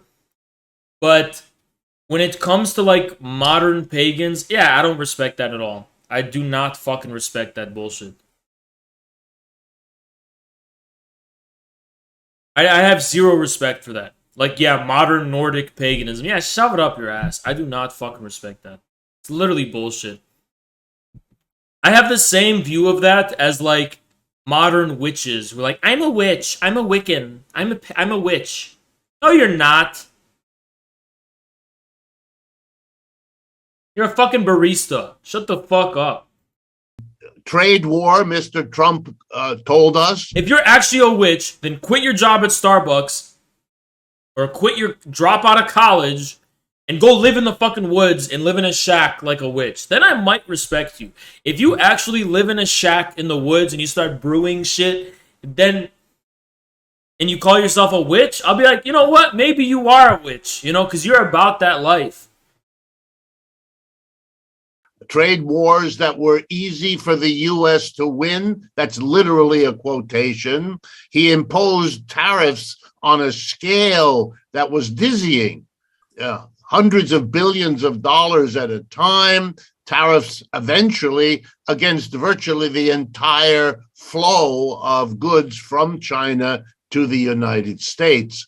From the best I can tell, and I think this is a consensus, that program of sanctioning China, which, by the way, included comments about displacing the dominant role of Xi Jinping, displacing the dominant position of the Chinese Communist Party, were widely referred to by top officials, kind of like President Biden's remark the other night in Poland. And to be blunt, but I think to be fair, this sanction program on China accomplished next to nothing in terms of its own stated objectives. So now we have an even bigger one against Russia. Russia, unlike China, has had quite a few years now of experience with sanctions. People should understand that sanctions began against Russia a very few years after the Soviet Union collapsed back in 1989. We go back to the 1990s, we can see sanctions imposed on Russia. They always had this mixture of short, medium, and long-term objectives. One of those was to change their basic policy. That didn't happen. Another one was to get rid of Putin. That didn't happen. And yeah, we got bigger sanctions, and you never quite know what the new situation will bring. But if I were a betting person, the notion that these sanctions are going to fundamentally alter what's going on here, I think is a delusion of the greatest sort. And if I can just end it, what's going on here is the decline of an empire and the rise of another one. And that is always like a tectonic shift of the crust of the earth. That is a rough and tumble experience. It always has been. The Spanish, the British, the Dutch, those empires, as they crumbled. By the way, guys, am I allowed to watch YouTube live streams on Twitch? Because Richard Medhurst has Scott Ritter on, which I'm kind of interested in hearing. Can I watch that? All right, I'm gonna check it out. Am I allowed to watch YouTube live streams on Twitch though? Is that allowed? Someone check if that's allowed.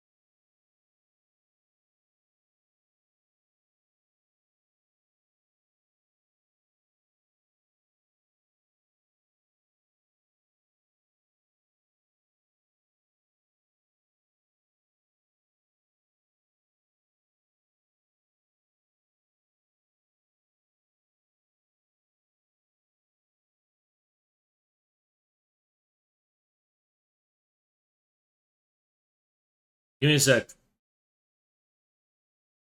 The next one will be nuclear. Russians dug out areas around Chernobyl, trying to grab waste. The only other reactors, I don't know. That'll get really serious, you know. Would love to see you dismantle Destiny's debate versus Richard Wolff. Oh, I did that. I already did that. Not only did I do that before, I have actually also debated Destiny about it. It was like my second debate ever.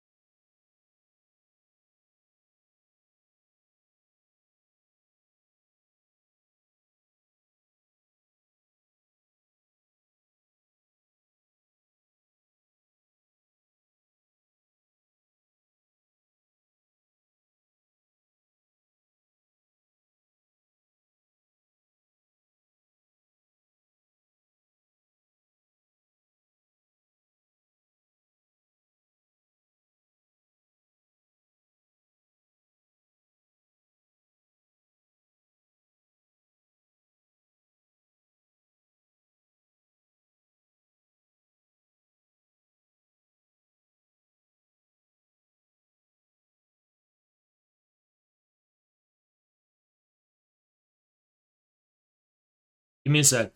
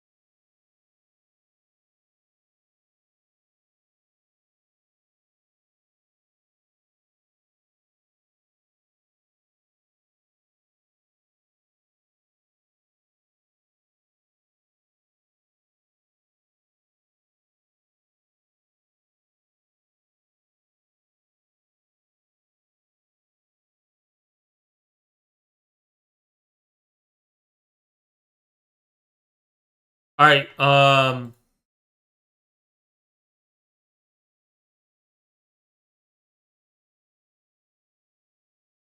Give me a sec.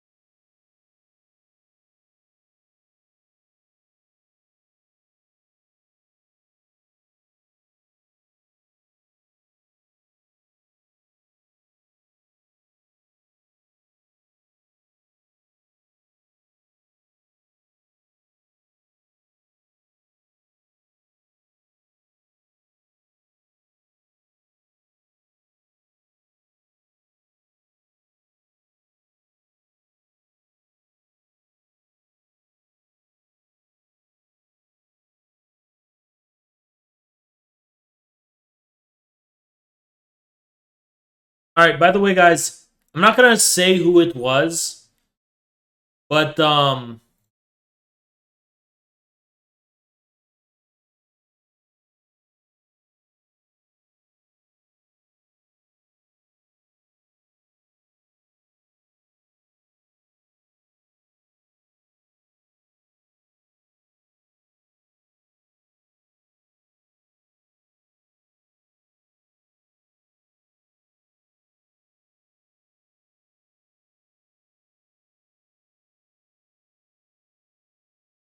not gonna say who it was, but I did get some donations from someone uh who later messaged me saying, "Hey, I was going through something rough, and I didn't mean to donate that much, and I'd really appreciate it if I can't afford the donation. Can you please send it back?"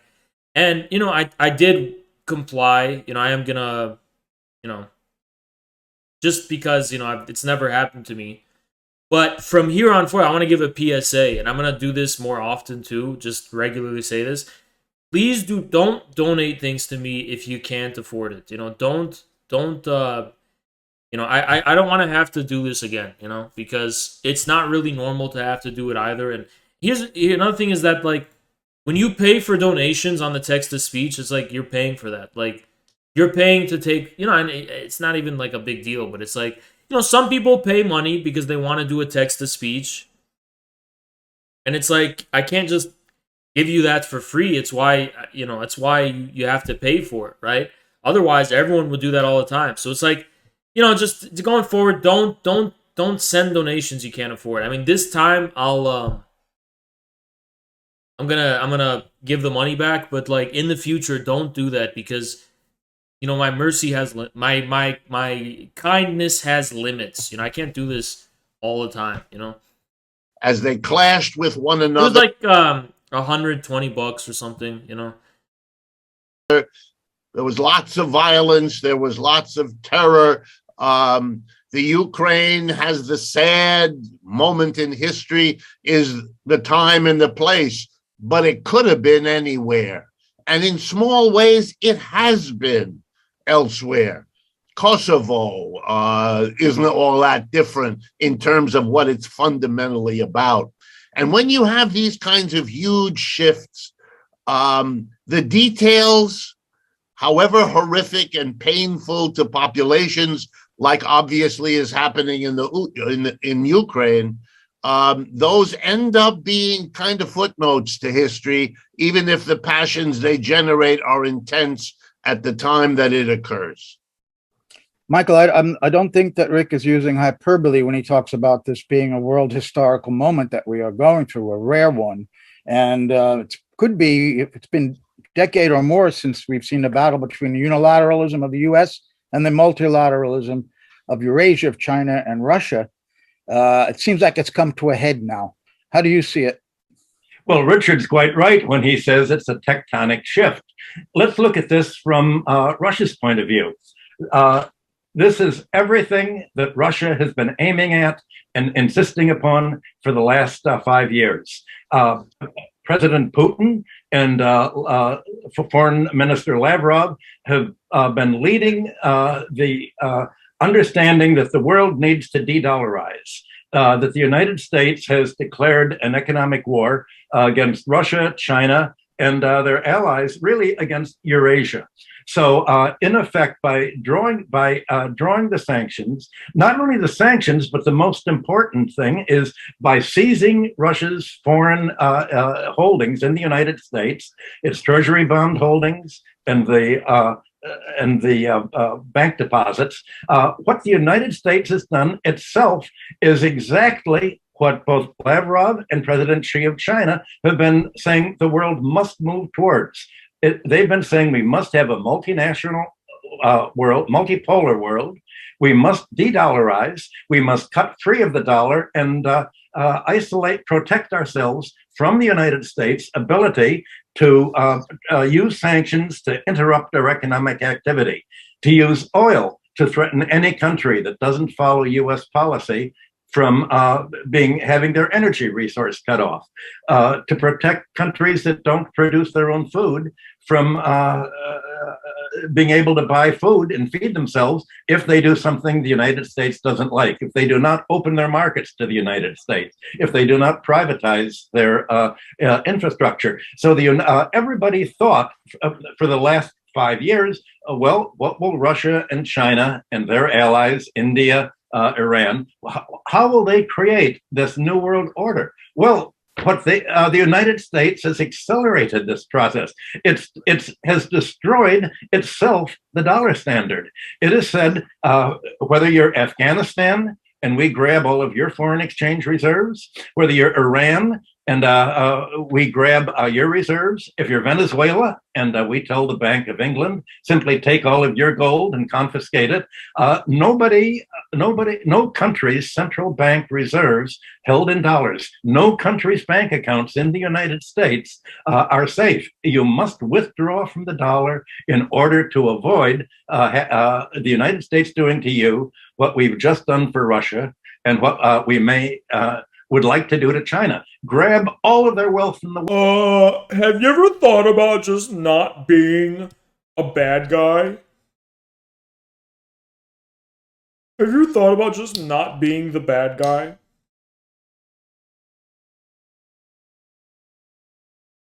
Then you wouldn't have to worry about it.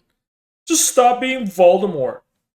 The West, and hope that this is somehow going to make them unhappy enough to say, oh, please don't hurt us anymore. We'll do whatever you want and adopt neoliberalism. So when Richard just talks about a tectonic shift, it's really a shift between two systems.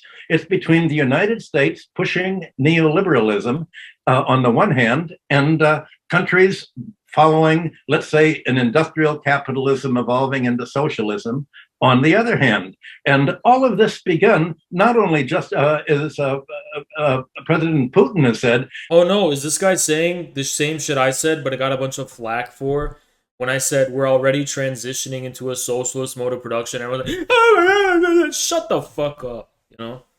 This war is not about the Ukraine. It began a year ago when the United States started the war against Germany and Europe to hold it in. When President Biden insisted that Europe, and especially Germany, has to block Nord Stream 2, what he said, but has been saying for over a year now, is that we want Europe to become dependent on American gas and oil, not Russian oil. Not only because we want the business of the exporting, but we want the ability to control the world oil trade so that if countries resist neoliberalism, we can cut off their energy supply. And we can use Russia as an example of what we can do to Argentina or Latin America or Africa. It's I think the Chinese phrase is killing the chicken to frighten the monkeys. Look at this deranged psychopath in my chat. I just want to give you like a taste. This is like your average pro-Ukraine. This is what these people are. They accuse Russians of being evil and sadistic and sick and shit. But when it comes down to it, this is the pathology behind. So you ask, like, when they're accusing Russia of war crimes, I mean, which side is displaying this, like, savage, barbaric fucking mentality? It's pretty fucking clear, right? Pretty clear who the bad guys are. Just look at how they behave. So that's, you are seeing a fundamental shift, and it's a shift of economic systems. And the United States has accelerated it. Of course, there's a transition period with interrupted supply chains. But from Russia's point of view, it's just accelerated the Eurasian victory by years. Hey, Rick, you agree with that? Yeah, I agree substantially with what Michael is saying. I think this is a remarkable act of desperation. I mean, even let's go from the minuscule to the big picture. The so-called slip of President Biden making regime change in Russia, his passion or his whatever you want. This is desperate. You don't waste your time insulting other leaders in the world that you don't like, whose policies you disagree with. How come Zizek fell for CIA propaganda so easily? I might write something publicly about this, but it's because Zizek's a sectarian. And what do I mean by that? Zizek is from Slovenia, from a Catholic background, and his whole shtick has been basically like, how do we balance the history of communism with the West, right? And he's gotten this thing where it's like everything bad has come from the East and Orthodoxy and Russia, and they've ruined everything. And the revolutionary kernel comes from the West, right? The specifically West Christian West, right? So that's what Zizek's perspective is. Like, he's just a sectarian.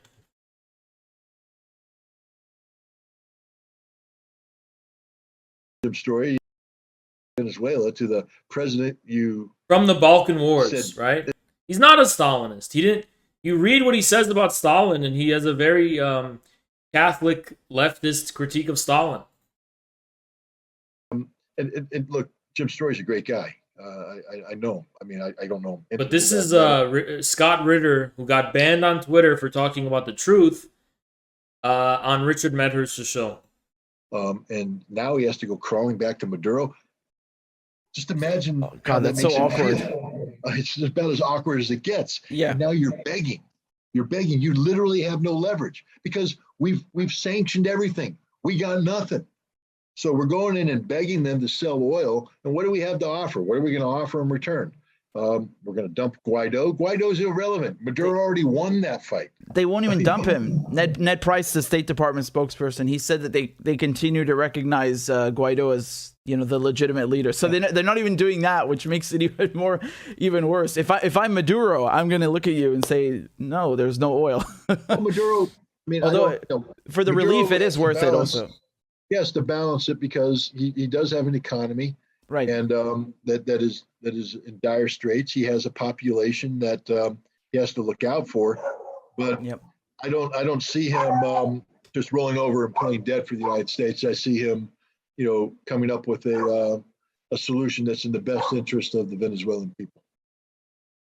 And that may include selling oil to the United States.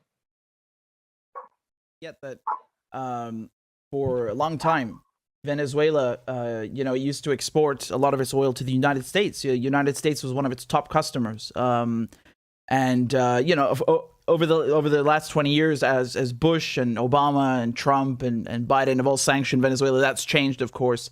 But the U.S. remains a net importer of oil. It just consumes far too much. It needs to find oil somewhere, and even cutting off Russia, which was just 3%. Look at what it did to the oil prices. I mean, it's very, very intricate. Well, one of the interesting things about Venezuela is the grade of oil that you get out of the ground, because it was so close to the United States, is, I guess it's our refineries have been built around processing this grade of oil. Right.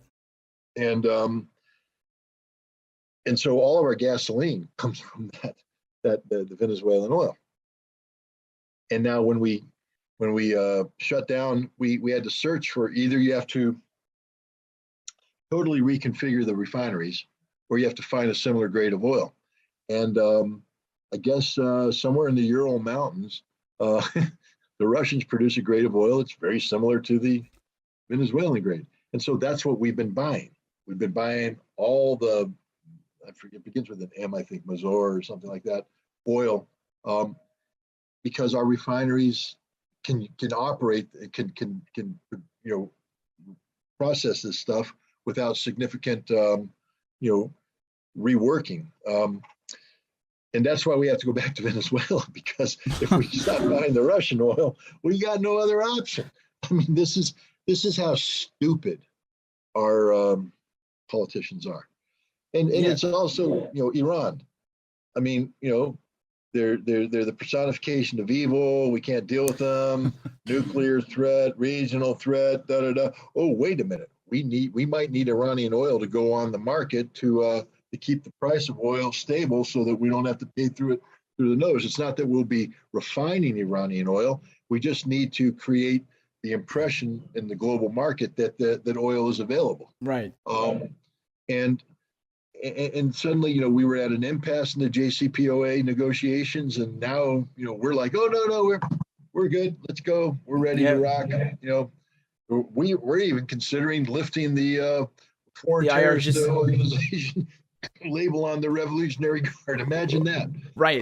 That's the big fish that the Iranians have wanted, lifting the Islamic Revolutionary Guard Corps. And they may not get it, but they may. But the point is, if it weren't for the stupidity of our sanction policy against Russia, they never would have gotten it. Yeah, that's true. Now it's a possibility because the United States has no fallback position. Man, personally, I think it's a good idea, but my point is, if you're going to have policies that that implies you're not a serious nation. If you're sanctioning somebody, making their people suffer, etc., and suddenly because of a simple economic click, you go a 180.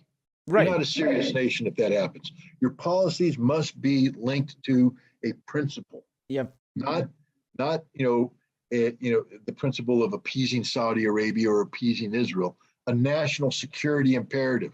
But if we can flip on Venezuela and flip on Iran, that means we're not a serious nation. We're just not a serious nation. Scott, I wanted to ask you about this Zelensky quote. He said that he wants to see Ukraine turn into a big Israel, right? He said that we will not be surprised that we'll have representatives of the armed forces or the National Guard in all institutions and supermarkets and cinemas, and there will be people with weapons. What does that mean? He wants to turn it into a big Israel. What do you make of that? I think he's basically saying that Israel is a small nation that exists among larger nations and is a regional superpower because of their military strength. And so he wants to become a power that's dependent upon nobody. NATO betrayed him. NATO absolutely betrayed him, and he can no longer rely on NATO. And Russia invaded him, so he can't rely on Russia.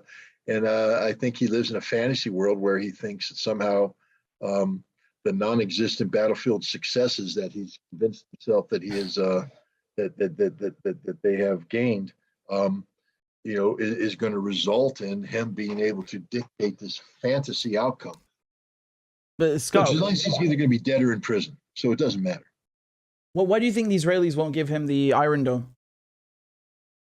Well, first of all, because no Ukrainians trained on it.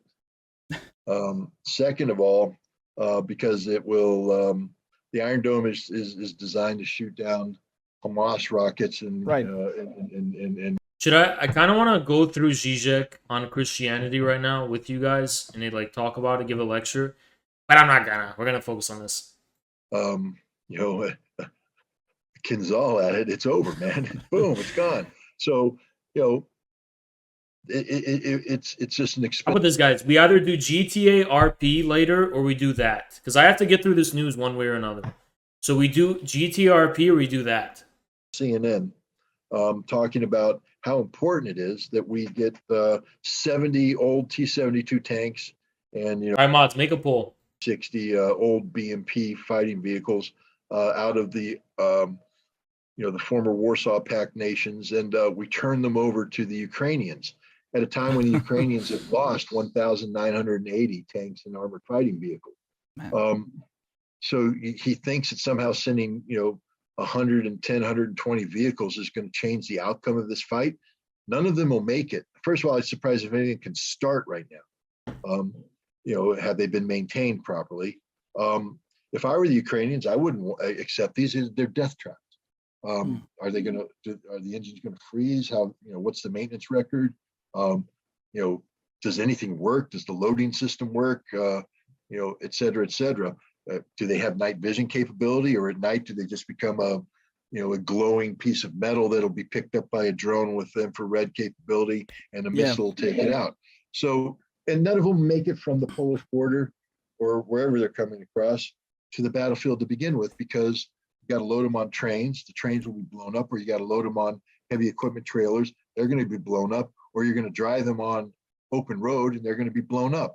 So, there's this fantasy that somehow the West can provide Ukraine with the military means necessary to prevail in this conflict. That's just not going to happen. Ukraine has lost the war. The war is over. You're going to see more and more mass surrendering of Ukrainian troops going forward because they are out of fuel, they are out of ammunition, they're hungry, they're cold, they're tired, they can't communicate. And eventually their hands are going to go up and they're going to surrender. We've seen the surrender of elite Marine units in Mariupol. And we're going to see the surrender of less elite units throughout, especially once the pincer closes in eastern Ukraine. And you have 60 to 100,000 Ukrainian troops realizing that they only have two choices: fight and die, or surrender. Well, Scott, you're engaging in wrongthink, and I think we can all see why they banned you from Twitter, because you say uncomfortable truths, or as we were discussing earlier, you at least provoke or stimulate critical thinking skills, and that is, completely verboten in this day and age. Scott, any closing remarks? I know I've kept you on for so long, but I'm really grateful we got to pick your brain. Anything else you wanted to add that we didn't touch on? This Twitter ban that they've done against you. Where can people follow you? I've pulled up your Telegram. Is this the correct one? Let me put it up on the screen. That's me. Okay, so that's it.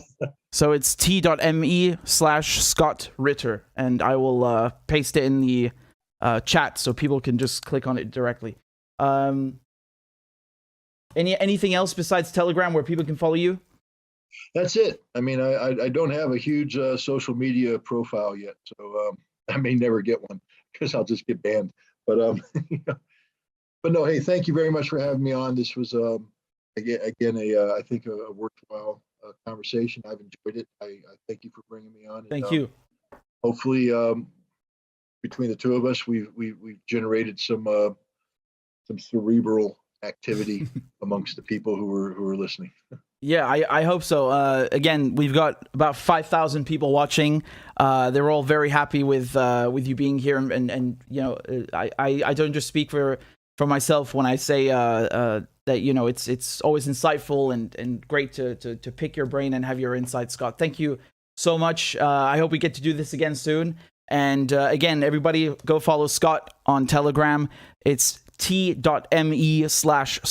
Ritter, and I'm gonna copy paste that in the chat. There's literally so many people saying thank you. The chat is just exploding. I cannot even read all the messages. It's quite overwhelming. Thanks, and have a good night. Get some sleep. Yep, we'll do it. Thank you, Scott. We'll talk later. Take care. Thanks. Bye-bye. Great. Yeah. All right. So we're not done with the news, guys. We're not done with our news coverage, okay? Just chill. We're not gonna go right into it.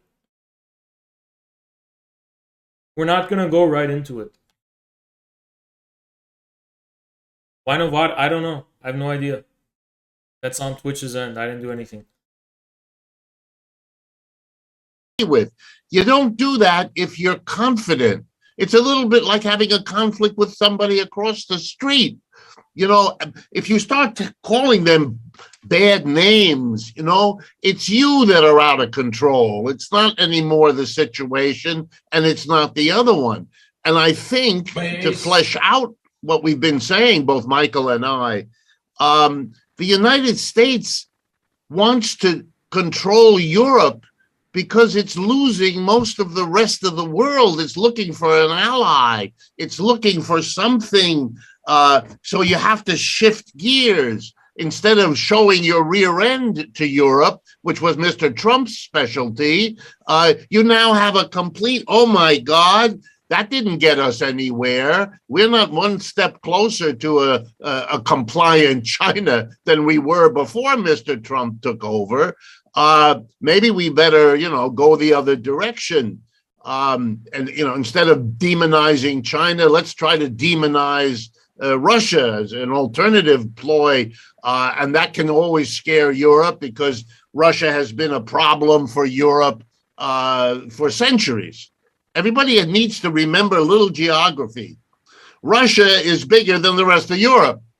I mean, it is the bear, it is the giant in this situation. That has frightened the British Empire as early as the 18th century and has been a problem for Europe all along. And the United States now wants to somehow revive all of that. That's not going to change the basic on-the-ground question. And I want everyone to be clear on this. Europeans are discussing, and have been for at least 10 years, this tectonic change we're talking about. They know it.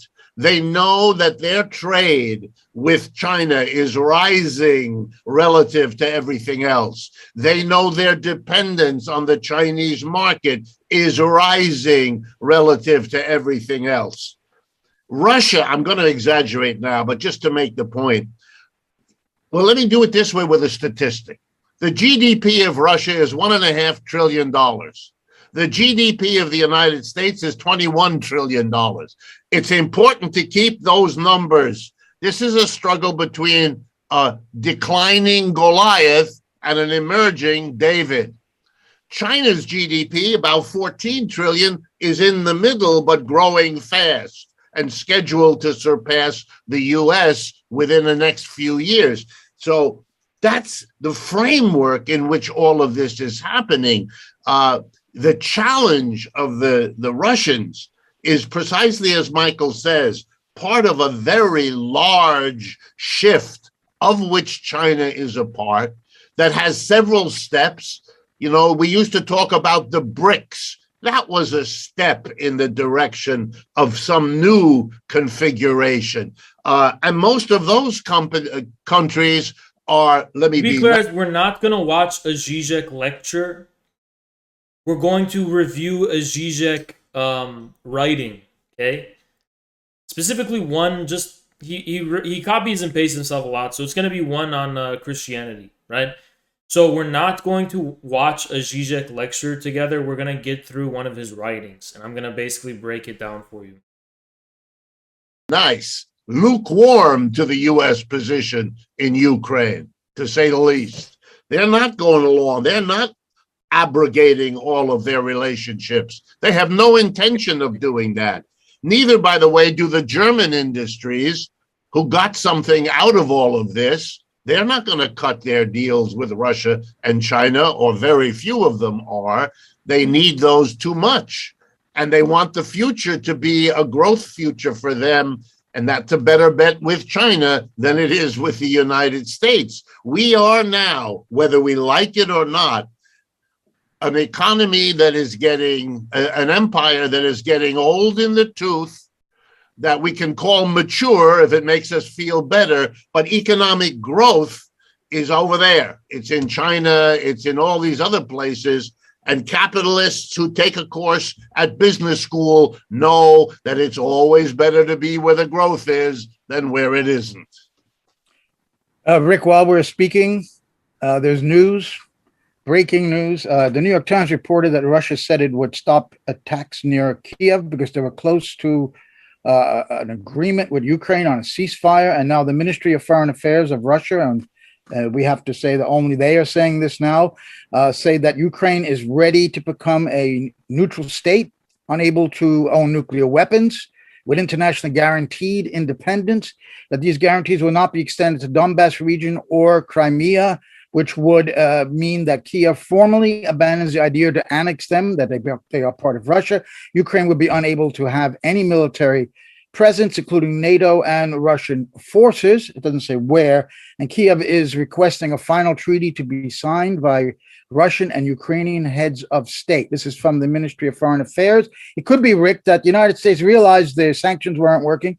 They know what side of the ledger they're on in terms of this massive change in economics in the world, and they did not stop Zelensky from agreeing to this. These were the three conditions that Russia put forward about 10 days ago. Michael, you wanted to comment on that, or what we were discussing before? I will comment on that. I want to put what Rick was saying in perspective. And it's a 50-year perspective that goes back to the Bandung Conference in Indonesia in 1974, when President Sukarno moved with India and much of the global south to create non-aligned nations. The attempt, going back way to 1974, and was to realize that the United States was acting as an exploiter of third world countries. That its investment did not aim at helping them grow, but just to siphon off what they could from their raw materials, and to take over the government and make the financial sector the planning sector, not the government sector. Well, the Bandung Conference and the Third World were not able to go their own way because they didn't have a critical mass. But the United States started a racist revolution in Indonesia. Millions of Chinese were killed, and the rivers ran red, I'm told, with ethnic cleansing. There was regime change. And the United States, ever since the overthrow of Indonesia, which was the bloodiest internal, you could call it a fascist war, up to that time outside of Europe, this has been the model ever since. And the United States continued to push the model. They thought they could do to Russia what they did to Sukarno. And they could do the same to China. There have been discussions in America, as I know you and Rick both know, let's divide Russia into a number of countries, like divide Iraq into a number of countries. Let's break China into a number of countries by pushing the West to succeed. All of this was their attempt to divide and conquer. And yet the United States didn't take the scope into consideration that there's now a critical mass that is, Rick pointed out, doesn't need the United States. They can be self-sufficient without. But the West, the United States, plus Europe to Japan, the new excess, somehow is going to find itself left out of the cold. And yet the stock market is soaring from all of this. And it's soaring because energy prices are going to go way up in the US, the NATO countries, much to the benefit of the oil industry. Food prices are going to go way up, benefiting American agriculture. Arms purchases by Europe are going way up. So the irony is that the United States itself is benefiting largely at Europe's expense. Mentioned about the news that came about. I know that all along, Zelensky has been asking for a ceasefire so that his neo-Nazi groups can continue their assassination programs and bombing of civilians. So I don't know if there is a ceasefire that Russia agrees to. It must have completed clearing out the Azov battalion from Mariupol. And if they've really cleared out the neo-Nazi groups there, now they've achieved exactly what President Putin said his objectives were from the day that he moved in to protect the Russian-speaking population in the Donetsk. Not only did they clear them out of Mariupol, but it seems as they're decimating the 60,000, the best troops Ukraine has that were lined up along the Donbass confrontation line that appeared to be starting an offensive, which brought Russia into this 8-year civil war to begin with. I want to turn quickly to the question of the cost to the United States economy, to American voters, to Western, especially Europe, how they've suffered. I'm going to turn to Elizabeth Voss, who has a couple of questions on that score. Rick, we'll go to you because you have to leave.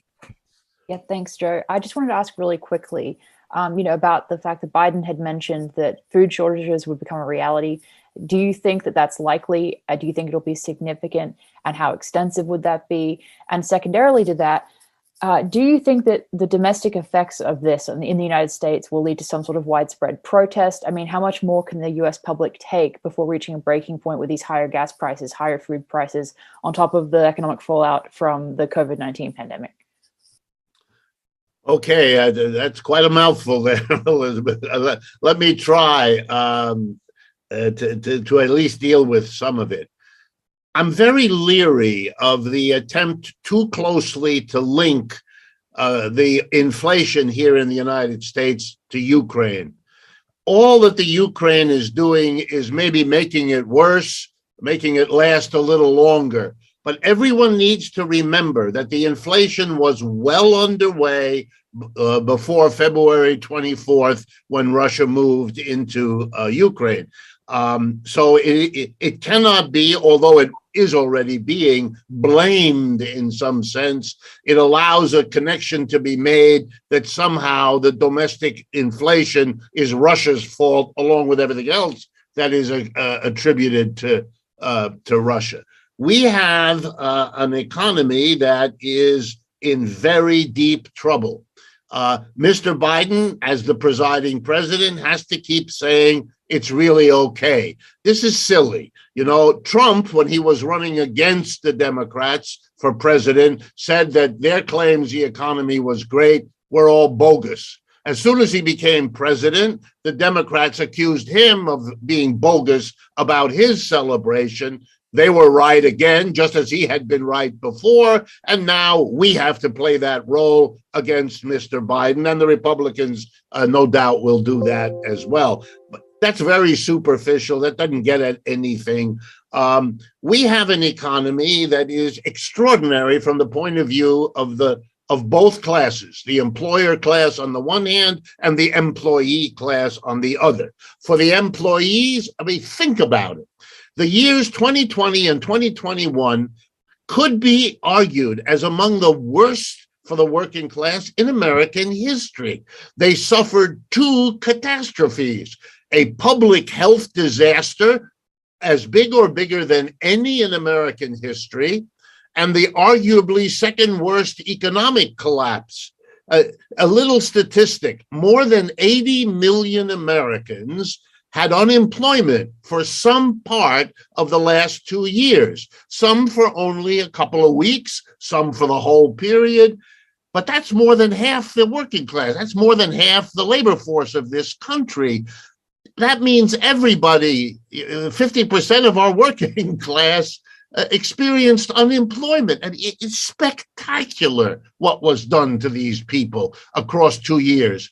And then, as they think, and we don't even know if it's true yet, that they're emerging from the pandemic and all of that, they get slapped across the face with an inflation running now officially at 8%, and likely at least 2 or 3% worse than that if you take into account how the numbers are calculated and so on.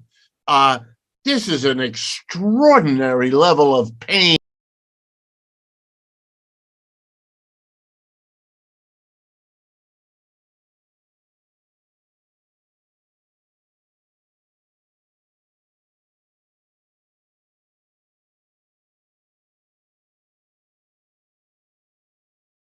Is worse than the condition they're in today. That's the worst number in that survey since it started in the 1940s.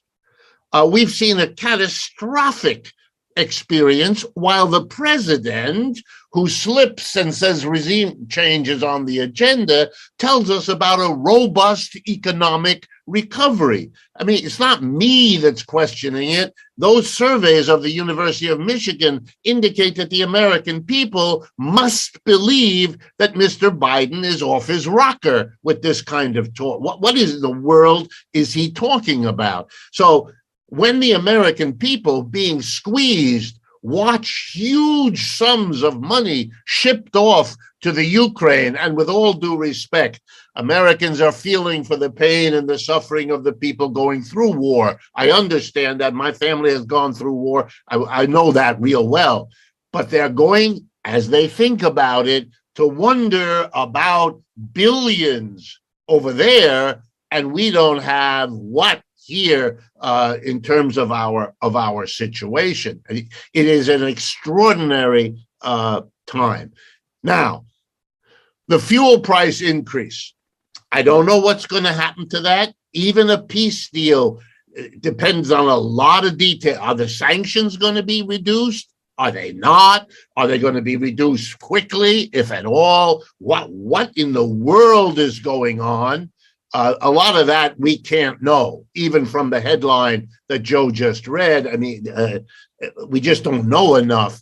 And if in the absence of that, and given what was happening anywhere, once an inflation like this gets built in, once every employer sees this as a rising level of costs, he wants to get ahead of it by raising his prices. This gets built in. That's already happening. We're facing an inflation that is going to take the lower half of the American people into levels of economic contrition and difficulty that we can't predict the political outcome. At this point, it'll work to the advantage, as I see it, of the Republicans in the election, because the Democrats have literally painted themselves into a corner. And if Mr. Biden can't be sitting up on the big horse going to war with all the drama that those guys can do, if that rug has been pulled out from under him by the Russian foreign ministry or whatever deals have been made here, I don't know what the guy's going to run on. He's looking like a disaster on a scale that frightens me mostly about where it takes American politics. Go ahead, Michael. Yeah, well, I think the implication of what Rick says is that President Biden has indeed got a regime change. But the regime change is in the United States itself. When Biden said last week, America's got to make a lot of great sacrifices to support the Nazis in Ukraine, to support the ISIS that are fighting there. If we're going to support ISIS and the Nazis in their fight against civilization, you've got to make sacrifices. But who's the we? The sacrifices that the public is making, as Rick has explained, are a great benefit to there's another side of the balance sheet. The sacrifices he's talking about are huge, huge profits for the oil companies. Look at the stock market soaring for the oil companies. Look at the Raytheon and the military-industrial complex and Boeing soaring prices. And what he describes as a disaster for the American consumers that are squeezed is a bonanza for centralized capital. Last night on the news and here in New York City, they had a listing by boroughs of the evictions that are taking place. There's if you can't meet your basic budget of covering your fuel costs, your utility costs, your food costs, you're going to be behind in your payments, and a lot of people are going to lose their homes. Either they're renters or even owners. There is a huge agglomeration of private capital companies waiting to come in and pick up all of this real estate and turn America away from an owner-occupied economy into a rental economy, a landlord economy. Biden really may succeed in rolling back the economy to the mid-19th century. That basically is not just Biden, of course, it's the people around him. And ultimately, it's the deep state. Whether you're a Republican or the Democrats, their policy is identical. They have the same campaign contributors, and I'm sure Rick agrees with that. All that voters can do is keep throwing the rascals out of power, but they're the same rascals, basically. So the United States doesn't seem to have much of an opportunity to have a real alternative. And you'd mentioned the absence of an anti-war demonstration. There isn't any anti-war demonstration here or in Europe. In Europe, the only anti-war demonstrations are the nationalist right wing.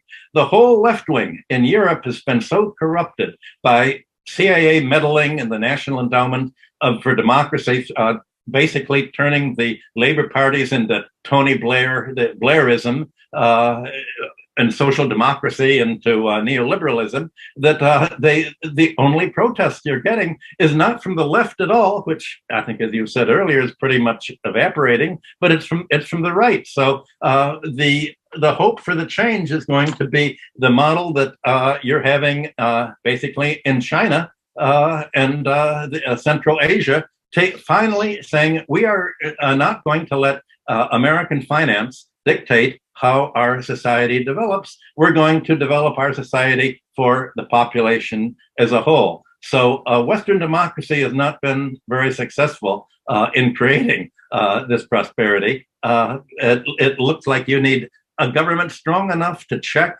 financial power and strong enough to check the power of the 1%. And that's not being done under Western democracy. You're watching CN Live.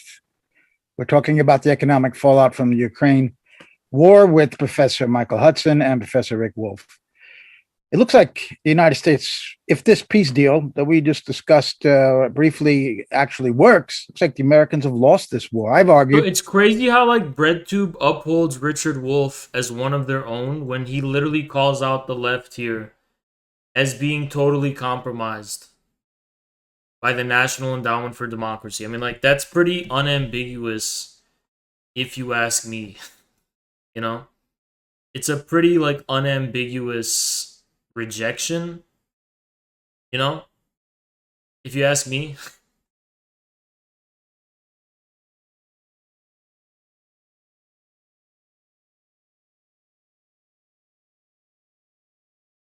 What do I know, though, right?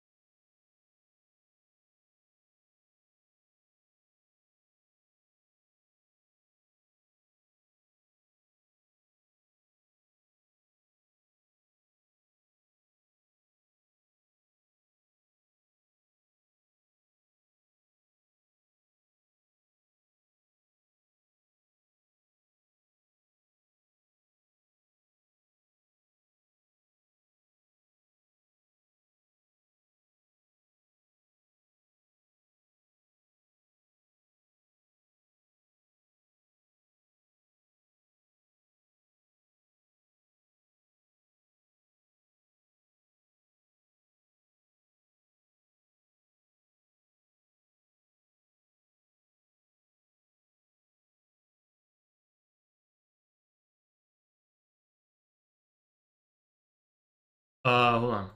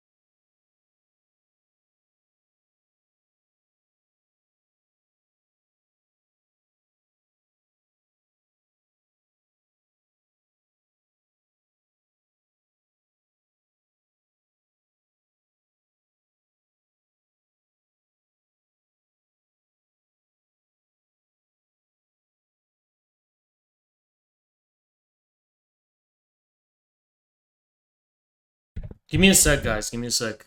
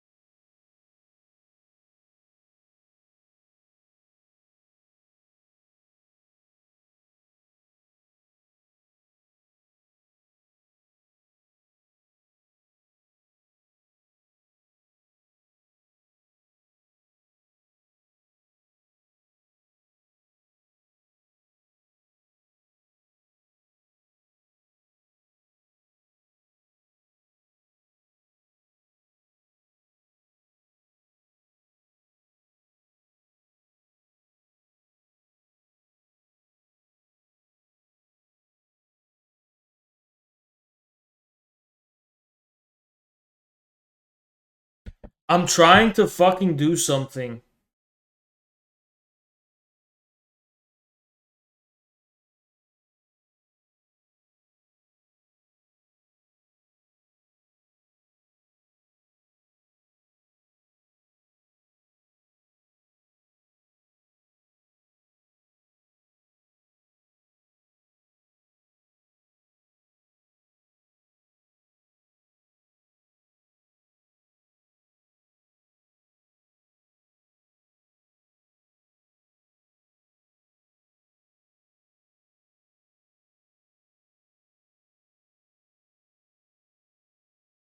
Alright.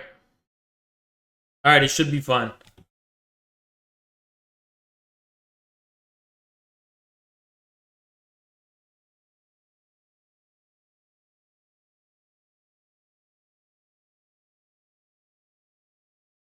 Should be fine.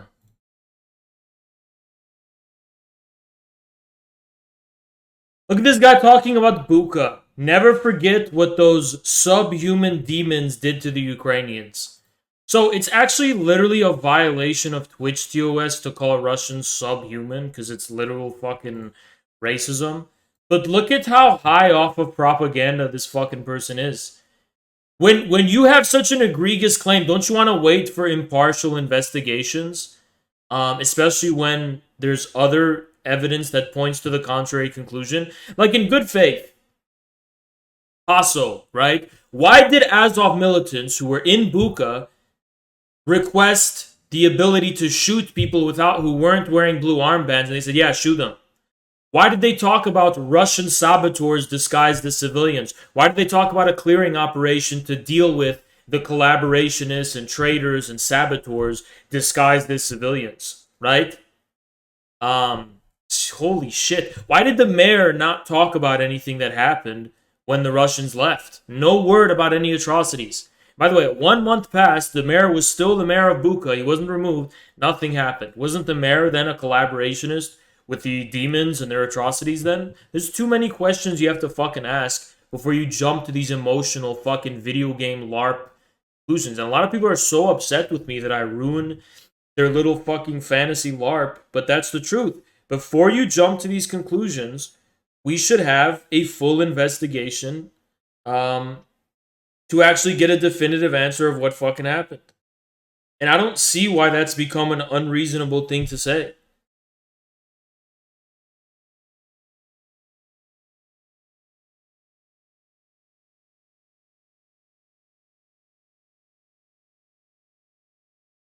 I'm just at a loss for why that's so fucking unreasonable to say.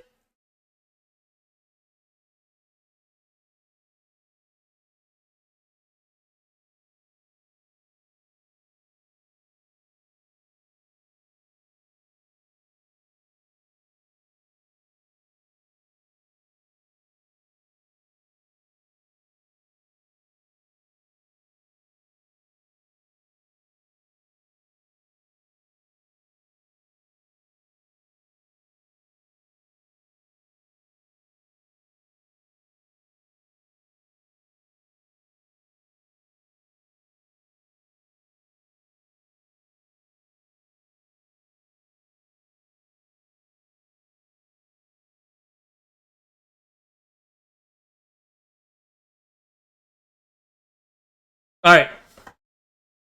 Alright. Alright,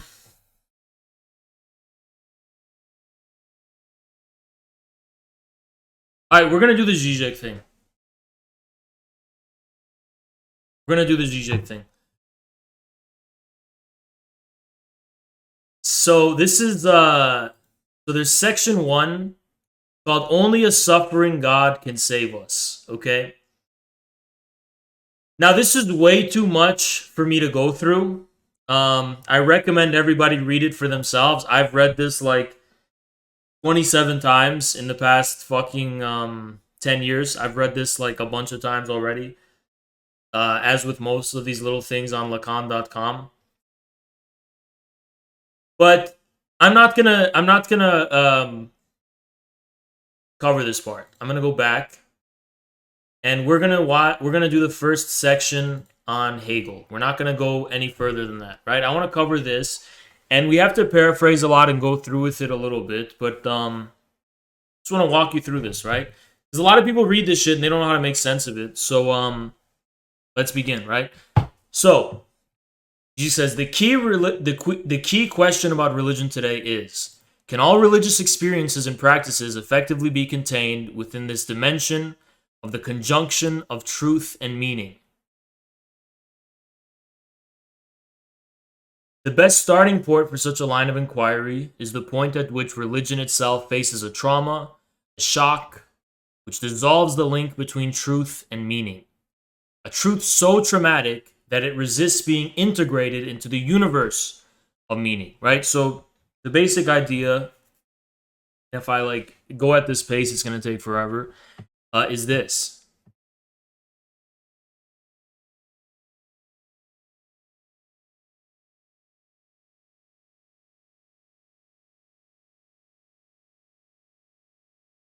We live in modern life today where there's this kind of joining of meaning on the one hand, right? Like the meaning of life and whatever, just meaning, right?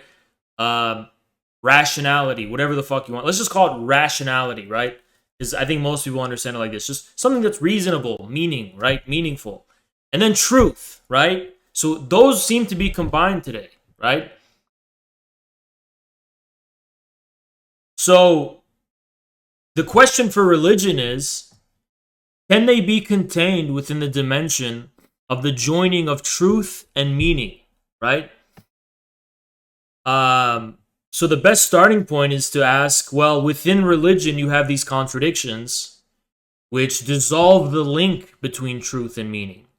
There's a truth in religion that's so traumatic that it resists being explained or integrated in any kind of worldview that makes it meaningful. So every theologian sooner or later faces the problem how to reconcile the existence of God with the fact of something like the Holocaust, right? How can a God exist when something like the Holocaust happens? That's an example of this issue, of this problem of the conjunction of truth and meaning, right? Or some other evil. How can we reconcile the existence of an omnipotent and good God with the terrifying suffering of millions of innocents, like children that were killed in the Holocaust? So surprisingly, the theological answers build a strange succession of Hegelian triads.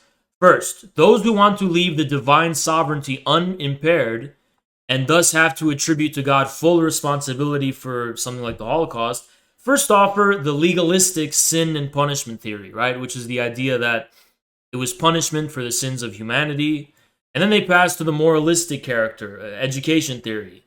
It has to be understood along the lines of job is the most radical test of our faith. So it was a test of our faith, right?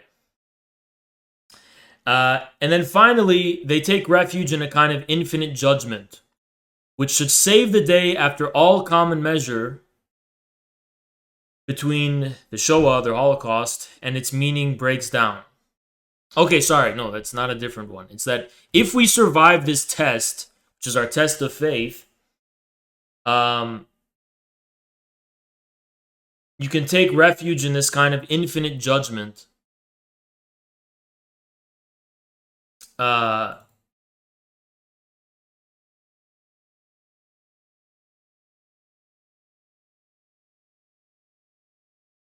I forgot what an infinite judgment is. Is that the recursivity thing? Let me look it up to refresh my mind.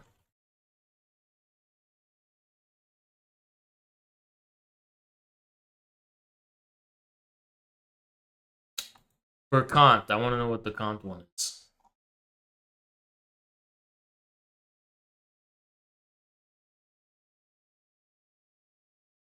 Okay, I get it now. I get it now.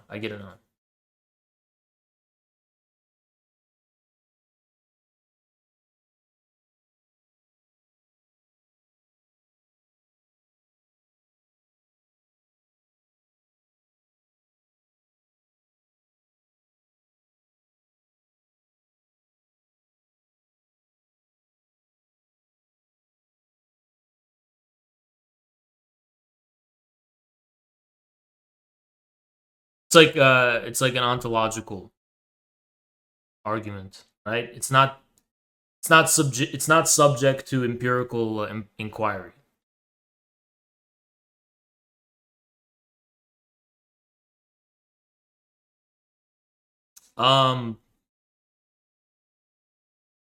Okay, I remember. It's kind of weird. It's kind of like ontological, right? But so you take refuge in an infinite judgment, which should save the day after all common measure between this and its meaning break down. And the reason for that, it's calling it an infinite judgment, is because it's a test in our faith, which we're supposed to survive, right? So instead of having to find a meaning, like why did it happen, what was the intention surrounding it, you draw a kind of conclusion which allows you to say, that it's not that there was a specific reason for this or that they deserved it.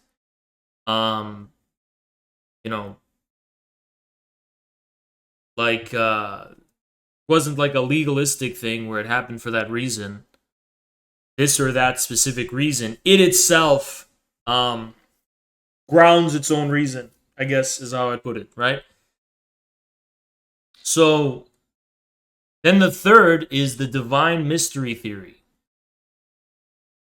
that it bears witness to the unfathomable abyss of divine will, right? So in accordance with the Hegelian motto of a redoubled mystery, the mystery of God has to be a mystery for God himself, the truth of this infinite judgment can only be to deny God's full sovereignty and omnipotence. The next triad is thus composed of those who, unable to combine the Holocaust with God's omnipotence, how could he have allowed it to happen, opt for some form of divine limitation. Okay? So first, it's that God is directly posited as finite, or at least contained, not all-encompassing. He finds himself overwhelmed by the dense inertia of his own creation. Then, his limitation is reflected back into God himself as a free act, as his free act. God is self-limited. He voluntarily constrained his power in order to leave the space open for human freedom. So it is us humans who are fully responsible for the evil in the world. In short, phenomena like the Holocaust are the ultimate price we have to pay for the divine gift of freedom. Finally, self-limitation is externalized. The two moments are posited as autonomous. God is embattled. There's a counterforce or principle of demonic evil active in the world. That's like the dualism, like God and Satan are fighting over the soul of man, right? So, okay, what's this paragraph trying to say? I mean, this is what you guys wanted, by the way, so don't fucking, you wanted this instead of GTRP, so don't fucking complain. What this paragraph is trying to say is that there's a problem of the contradiction between truth and meaning. So how does theology resolve this? And Zizek likes to use the example of this issue of like, how do we find meaning in something like the Holocaust? How do you reconcile that with any kind of divine truth, right? How are truth and meaning conjoined in something so horrible like the Holocaust or any other kind of evil that humanity's guilty of? So he goes through basically three solutions that theologians will typically resort to, which imply the omnipotence of God, right? But then he also points out that this leads to the contradiction that God cannot be omnipotent, right? So there's a self-limitation that God imposes on himself in the form of giving humanity free will, right? And that this limitation is then externalized, right? So that it becomes like the one, on the one hand, the choice to do good is from God, and the choice to do bad is from the devil, from Satan, right? Okay, so this brings us to the third position, above and beyond the first two. Either a sovereign God who's omnipotent or a finite God who's not omnipotent, right? And that's a suffering God. By the way, guys, this is not my view, and I'm going to actually get into my critique of Zizek. I just want you guys to know what he's saying first, okay? Not a triumphalist God who always wins at the end, although his ways are mysterious, since he secretly pulls all the strings. Not a God who exerts cold justice, since he is by definition always right, but a God who, like the suffering Christ on the cross, is agonized and assumes the burden of suffering in solidarity with human misery. It was already Schelling who wrote, God is a life, not merely a being, but all life has a fate and is subject to suffering and becoming.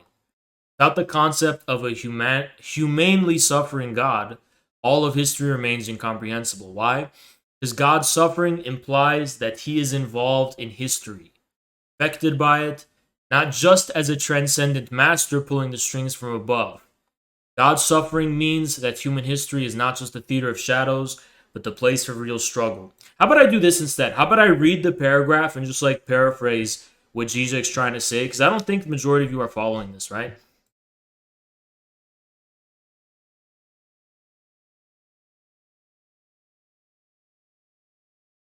Like, if you want to read the whole thing, just read it by yourself. I'm going to paraphrase, okay?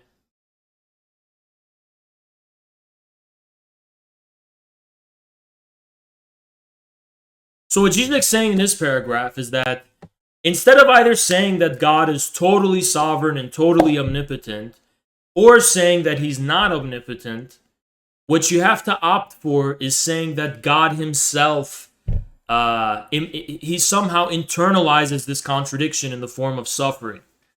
So it's only a suffering God can save us. The way in which you explain the problem of truth and meaning, why is there such great evil in the world, and how is this compatible with the existence of a God?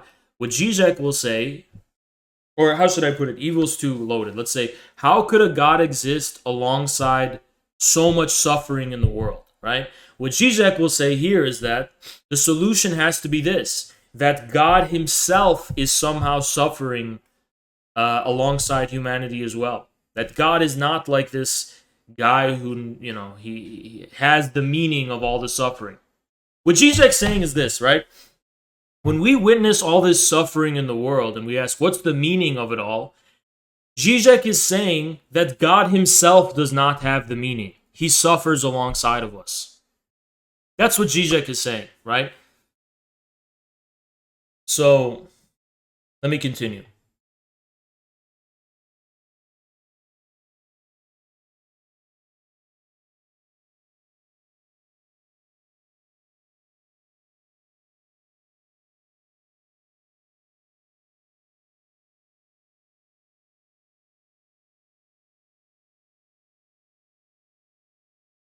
So Zizek's also saying, this also paradoxically proves why kind of secular or atheistic reactions to, these horrors and horrific things that happen in the world are insufficient, because in order for them to be actually worthy of the depth of how evil and disturbing they really are, they need to kind of have like this metaphysical dimension, right? You can't just say, oh yeah, the Holocaust was just an expression of human evil. There has to be this dimension of like, there's just this metaphysical evil about it, right? Like, it's something that shakes the core of our being, right? It's not just, uh, like, oh, this was just like a wrong moral, axiomatic, logical mistake or something, right? Let me continue.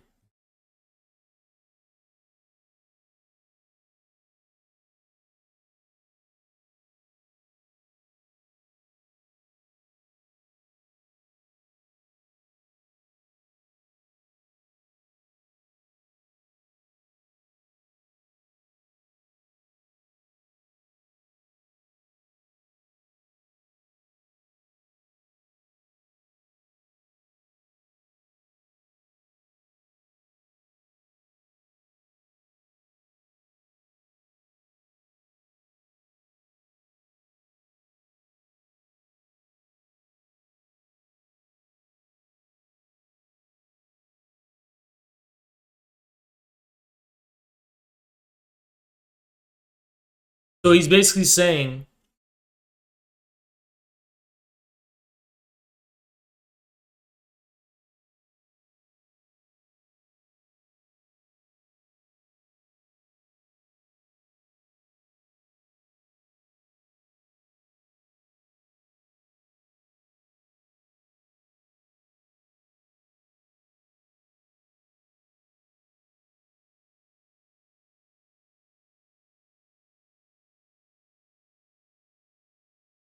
so Zizek is basically referring to this kind of Jewish theology, right?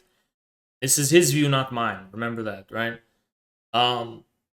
According to which there's this problem of being able to like find how can an event like a horrible thing that happened in the past, how could that be redeemed in some kind of messianic moment? Is it possible that that could be rendered meaningful in any kind of way? And Zizek's basically saying that the reason it can't, right, is only something that we can actually make sense of in Protestantism, right? That in the relationship between man and, let's say, the divine meaning or divinity, right, or God, whatever you want to fucking call it, there has to be a stage of total humiliation where there's just this absolute alienation between man and God, where humanity cannot know anything about. It's not simply that humanity doesn't know about what the meaning of it is. It's that humanity has to be reduced to a completely meaningless contingency of the divine will. So this is the part that I wanted to talk about, right? So he says, do the three main versions of Christianity not form a singular Hegelian triad? So this is Zizek's kind of chauvinistic view. Like, this is literally why, it's a short summation, why is Zizek siding with the West on Ukraine? Well, I'll sum it up right here, right? It's like right here. It's literally in this paragraph, okay? This makes zero sense. I think you should just leave then. Honestly, I think you should actually leave the stream. Like, if you're not going to put an effort into trying to understand anything, like, I don't know what to tell you, right? I mean, you can ask a question, but for you to just say it makes no sense, you're not contributing anything to anyone. You know, if you ask a specific question, maybe I could help you. But when you just say some shit like that, I really think you should just leave, right? We have no use to you. We have no use for you, right?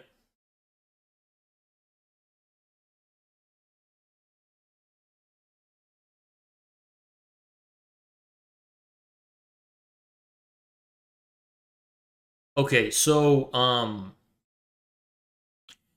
he condenses Christianity into a kind of triad, right? And it's also, this is very common in the West, it's also a kind of evolutionary, like, from the least advanced, the primitive, to the most advanced. So it begins with Orthodoxy, right? Then Catholicism, then Protestantism. Now, interestingly, Russian authors like Dostoevsky make this comparison in the opposite. They say all of the problems began with Catholicism. Russian Orthodoxy was good, then the problem was Catholicism.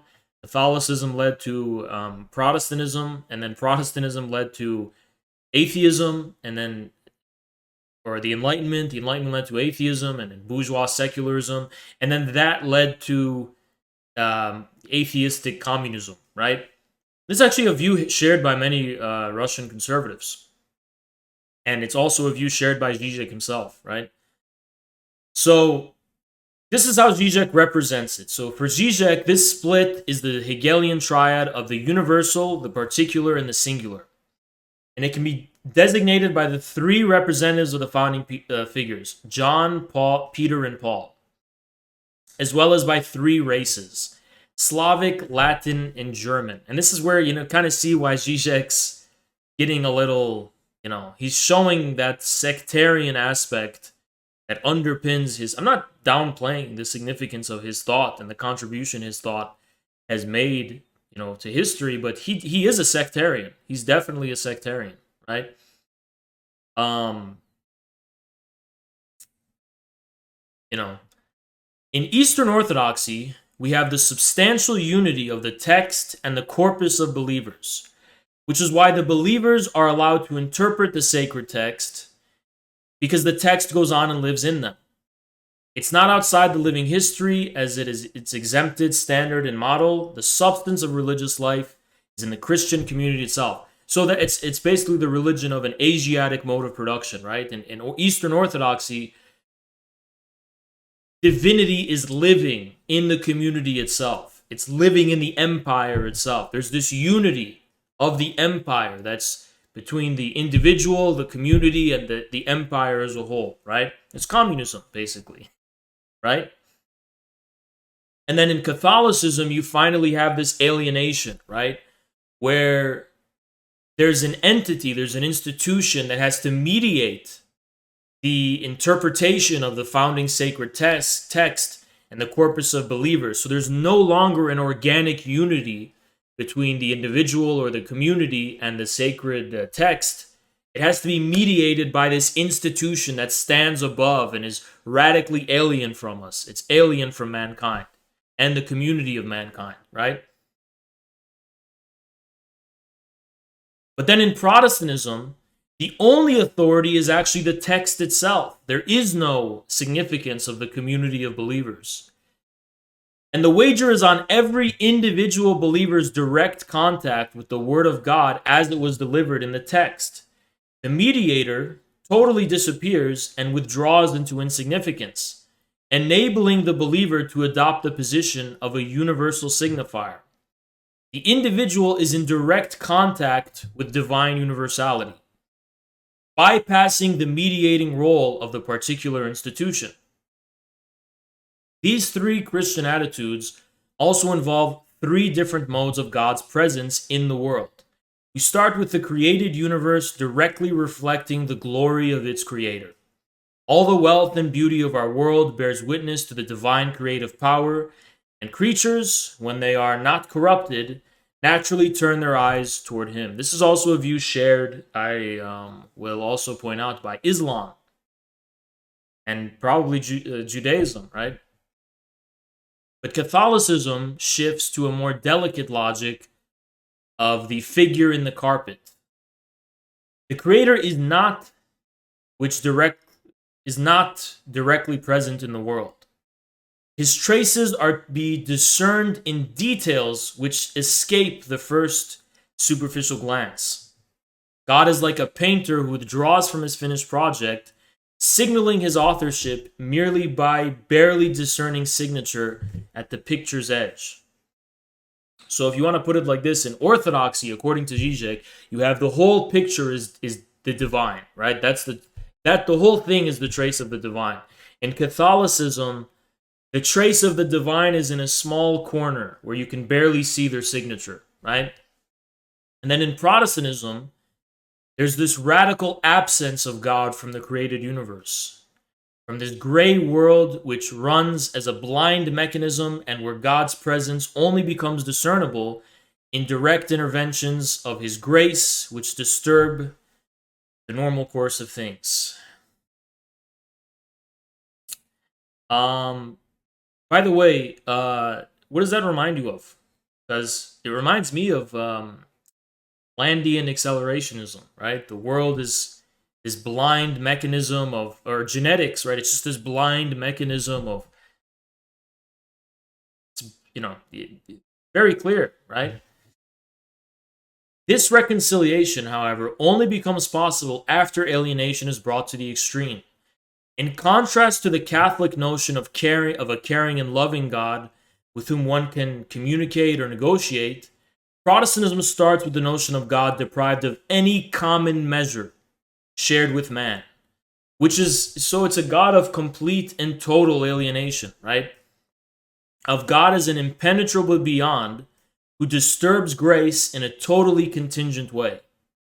One can discern the traces of this full acceptance of God's unconditional and capricious authority in the last song, is some song, right? Where he's basically, this, Zizek, he's kind of reckless, because I would say this is a very American understanding of Protestantism, right? And the very American understanding of Protestantism is best exemplified in that Mark Twain claymation, The Stranger, where like the devil is just randomly, it's fucking with humans or whatever. That's more the kind of American apocalyptic view, where that, just this completely arbitrary and terrifying authority of divine justice and divine wrath. Or what does QAnon say, right? They say a storm is coming. So, I mean, that's the kind of very American Protestant view.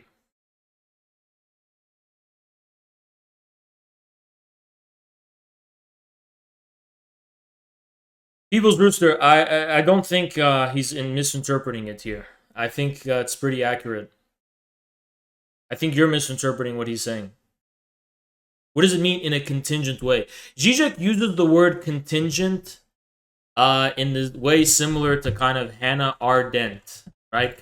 And those people. Contingent is like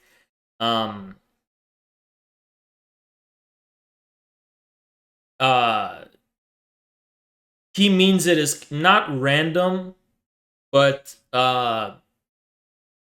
not necessary by virtue of some underlying reason. That's how he uses it. So like when Hannah Arendt says, no, not depend. That's the dictionary definition.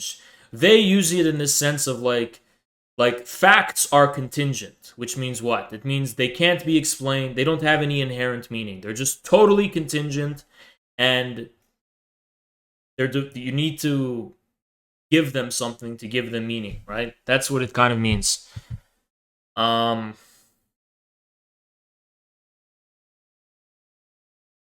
So let's continue. This song is about Armageddon, the end of days.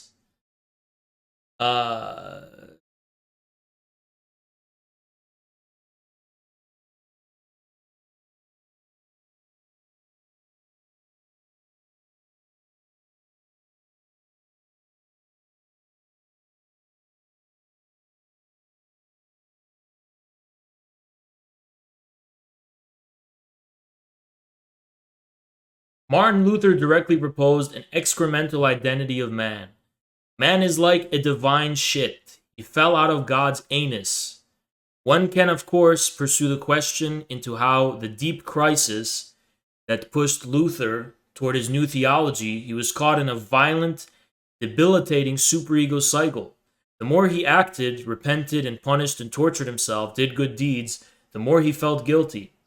This made him convinced that the good deeds are calculated, dirty, and selfish, and far from pleasing God, they provoke God's wrath and lead to damnation. Salvation comes from faith. It's only in our faith into Jesus as our Savior, which allows us to break the superego impasse. However, his anal definition of man I love how people are so immature, and they're gonna be like, I'm used to this. That's why it's like I'm not laughing or anything, because it's like, okay, how absurd. I mean, yeah, that's Zizek, right? You have to fucking be a little mature about it. Cannot be reduced the result of the superego pressure which pushed him towards self-abasement. There's more to it. It is only within the Protestant logic of man's excremental identity that the true meaning of incarnation can be formulated. So in Orthodoxy, Christ loses his exceptional status, his very idealization and elevation to a noble model reduces him to an ideal image, a figure to be imitated. All men should be strived to become God. Catholicism, the predominant logic, is that of a symbolic exchange. Catholic theologians enjoy dwelling in scholastic arguments about how God paid the price for our sins, and it's no wonder that Luther basically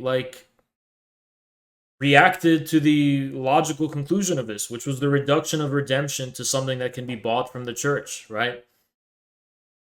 Protestantism, finally, posits the relationship is real, conceiving Christ as a God who, in his act of incarnation, freely identified himself with his own shit, with the excremental real that is man. And it is only at that level that the properly Christian notion of the divine can be apprehended, as the love for the miserable excremental entity called man.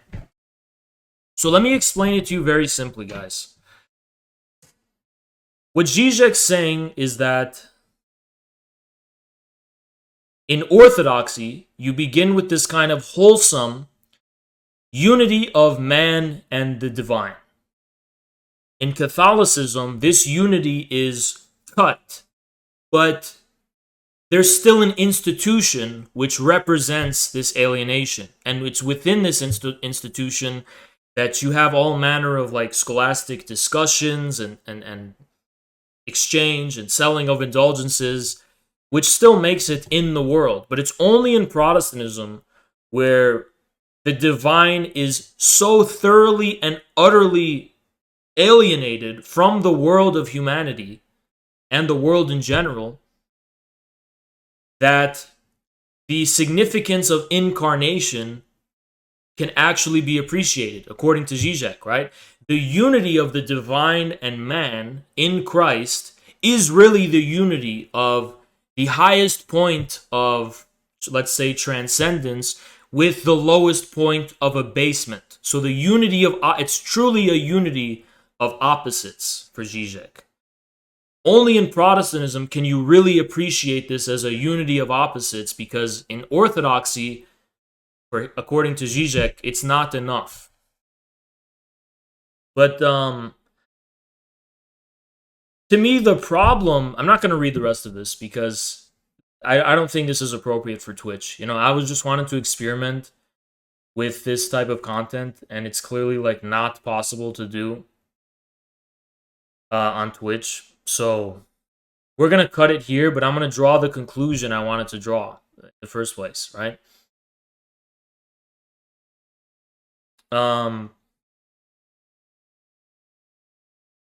So here's my challenge to Zizek. Here's why Zizek is wrong.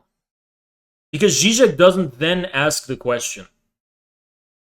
Good call. I'll admit I'm still stuck on anal. Yeah, because you're ultimately immature. You're really not mature enough for this kind of stream. It's just, I think most people aren't, right? You really can't, you just can't look past the toilet stuff, and it makes me feel pity for you.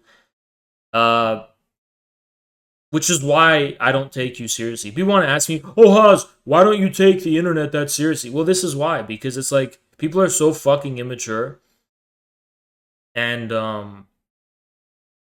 you know, I don't know what to say. Like, Zizek's a psychoanalyst, and I guess, you know, it's a little absurd, but the point he's trying to make is this kind of excremental significance of man in relation to the divine. Like, man is the lowest point in this kind of, ontologically, it's the lowest point relative to God. It's like, you know what I mean? I think that's very clear what that's trying to say.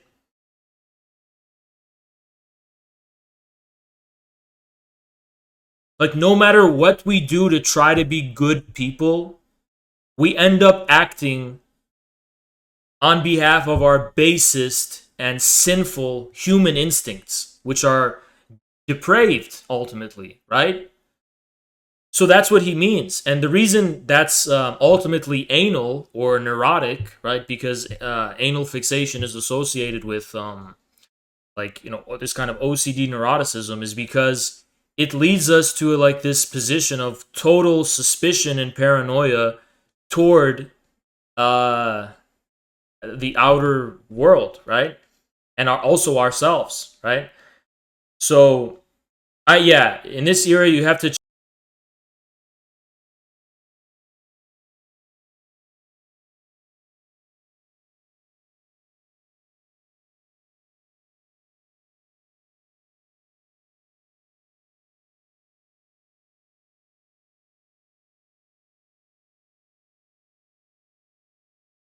Yeah, my internet disconnected, which is really fucking annoying and frustrating.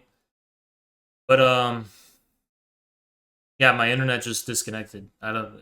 It's like that simple. But where did I leave off? I was frantically trying to like turn on my Wi-Fi, and where did I leave off exactly? Okay, yeah, this is gonna explain Zizek's why he is siding with the West and with Ukraine over Russia. And I'm gonna break it down like this. It comes down to the fact that for Zizek,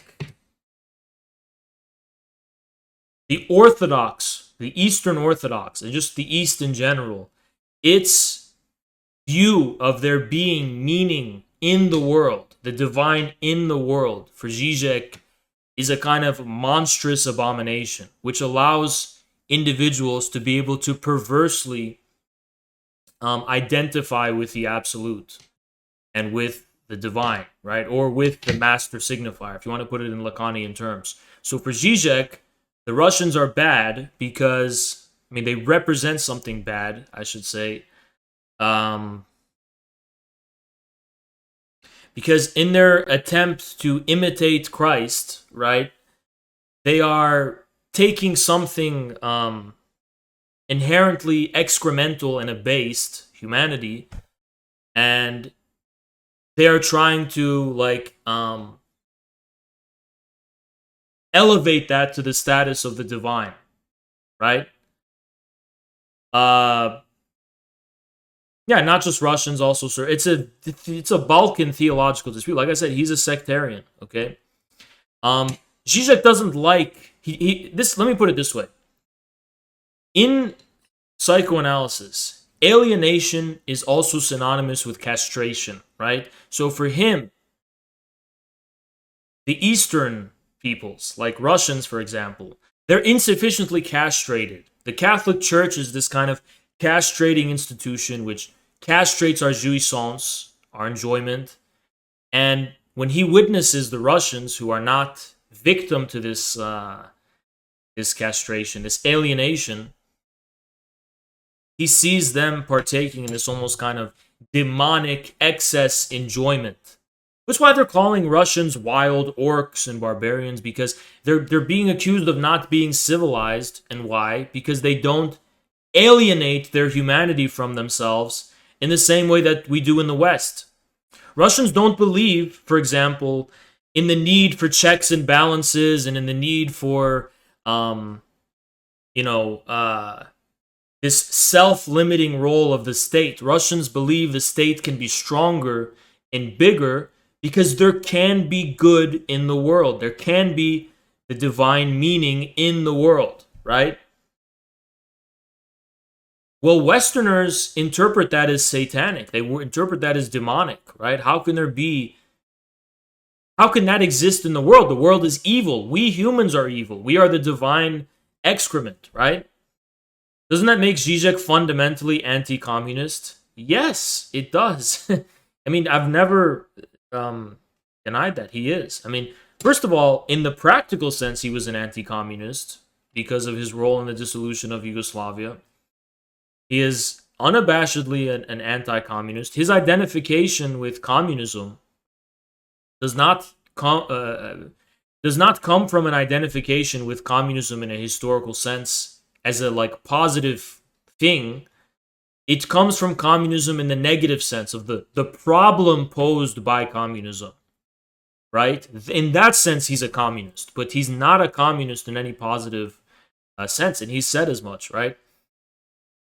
But for Zizek, is this alienation founded in the belief of original sin? No, I think it's not found. That doesn't have its origins there, but that's a symptom of that view of alienation, is what I would say. But so for him, we have orthodoxy, which is a naive unity of man and God. And then in Christianity, it's a kind of mediating, right? There's an alienation, there's a cut, but it's still, the institution at least, is still in the world. And then there's Protestantism, right? Which is a complete and total severance between divinity and man, Christ and man, right?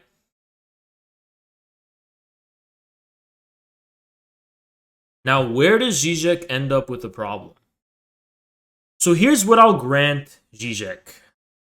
I will grant Zizek that in Protestantism, this alienation is accomplished and taken to its furthest conclusion. I mean, Marx understood as much. He directly said as much, right? But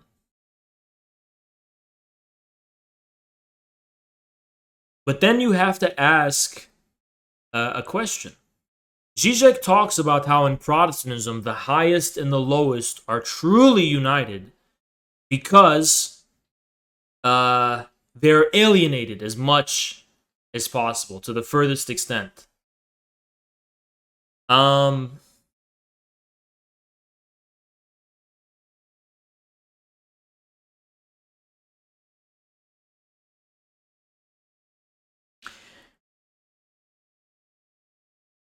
But he never asked a simple question, and this is the question I posed to him, which leads to a complete, in my view, dissolution of Zizek's whole philosophy, his whole philosophical enterprise. My question is, then what?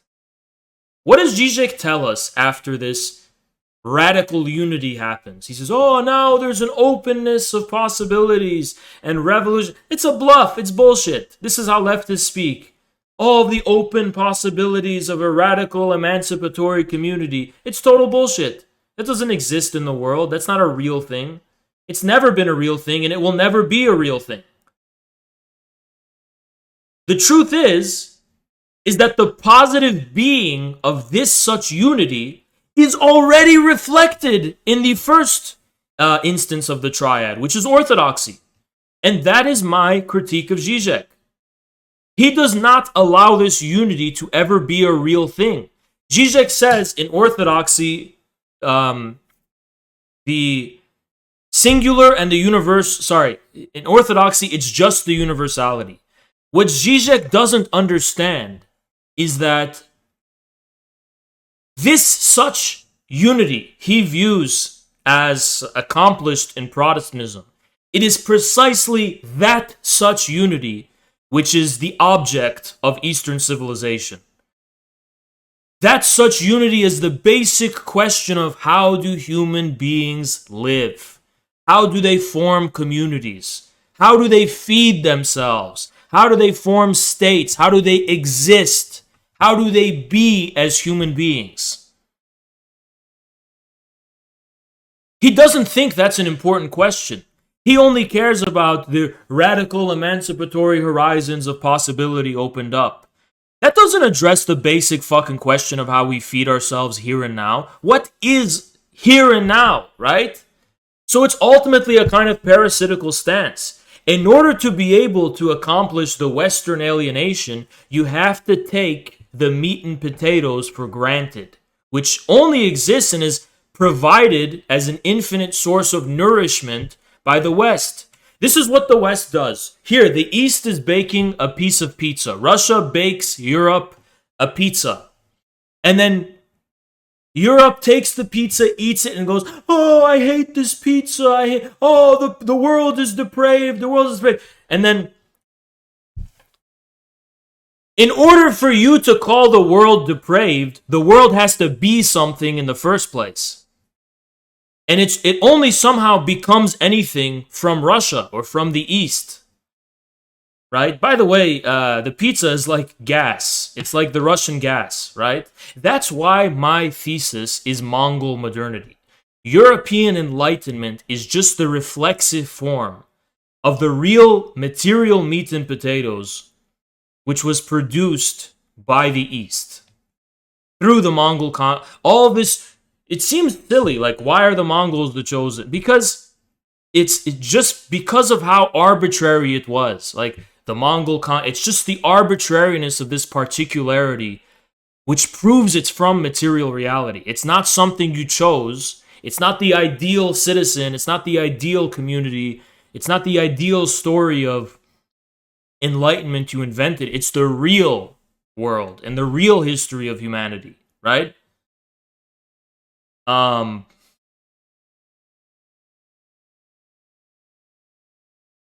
What? Why don't you fucking elaborate your question?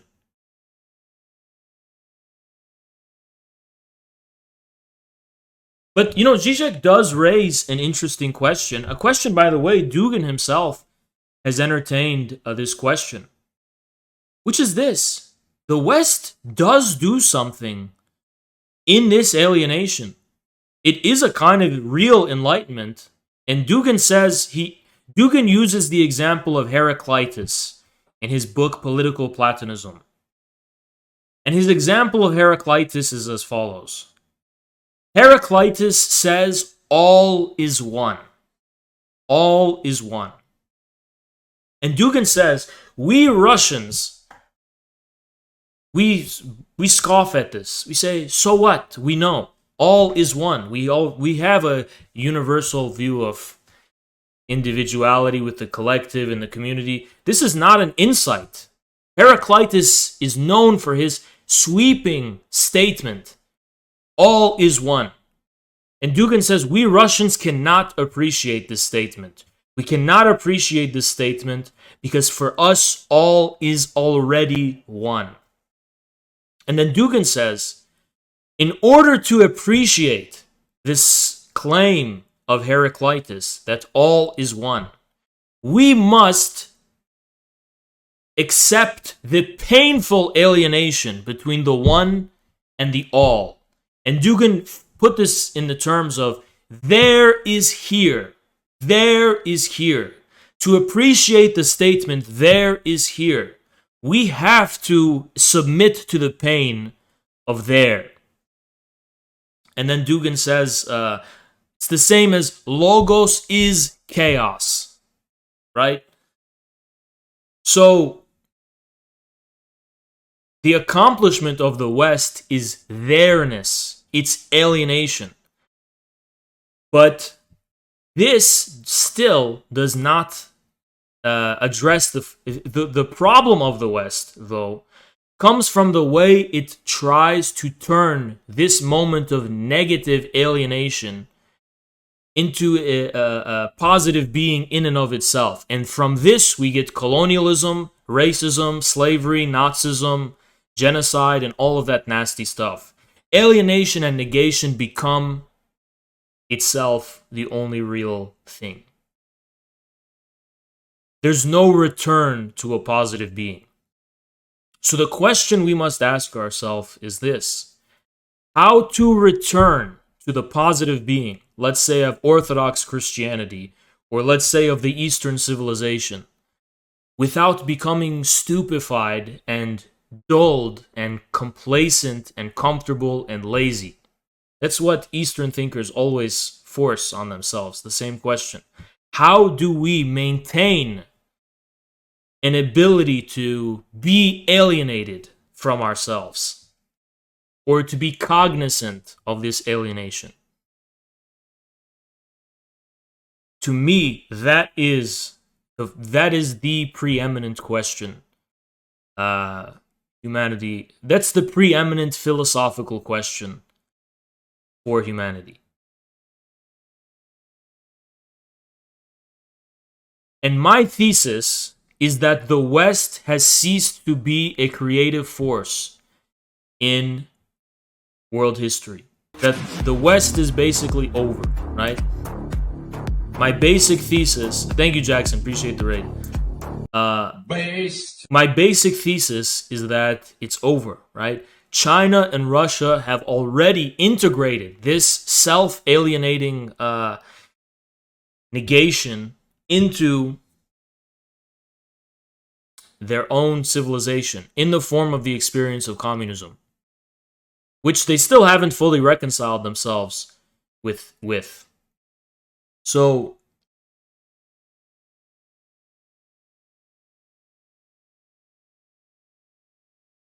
alternatively, we are reaching the decisive point in the history of humanity where the West and the East have to finally unite.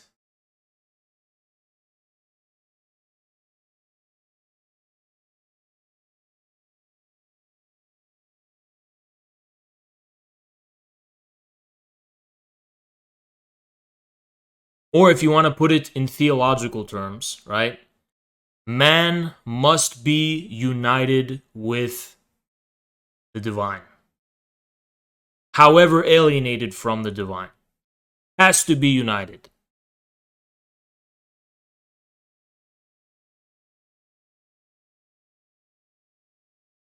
It's a very troubling paradox. It also seems to be, to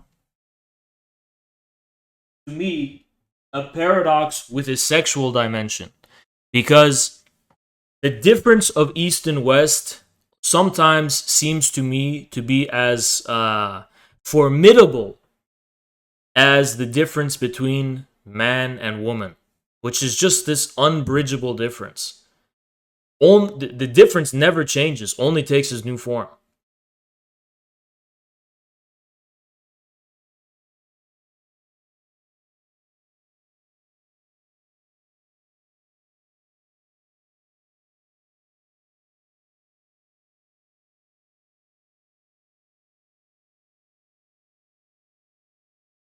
How do you not? So do you not agree with Zizek? No, I don't. I don't agree with Zizek on the succession specifically. I don't agree with the secession because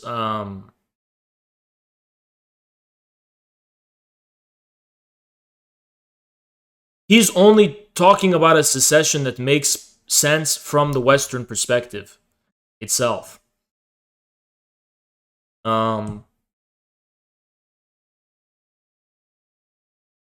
But from the perspective of positive being, it's an opposite succession. From the perspective of positive being, which Zizek does not ever care to address. Zizek gets everything opposite. Everything opposite. His whole ontology, the opposite is true. The complete opposite.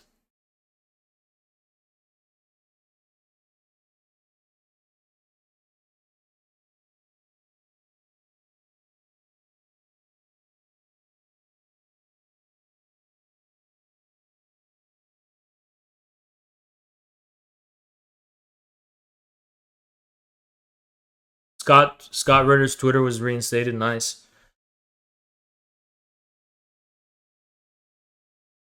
Yeah, it is benign. And the specific thesis is that this is done through sublation into an object. One object, which sublates this. So for Marx, the Hegelian alienation between the state and man is sublated in the proletarian class. That's why the proletariat is the object of Marxism, right? And Marxism is what? The subject, consciousness. So unity of object and Lukács had that whole bullshit. But Lukács was wrong. Because now we are confronted with the question of objectivity that can't be reduced to the class. It can't be reduced to the question of posed by the alienation between the state and man. There is also a lacking objectivity as to the question of, for example, the relationship between ideology and reality, or the relationship between a fantasy and reality, something like that, right? This is what it's a lacking objectivity today. By the way, Zizek's first book is called Sublime Object of... Not his first, his most well-known. It's called Sublime Object of Ideology. Doesn't Zizek's ontology involve an anti-human perspective in a way? Yes. I mean, directly, yes.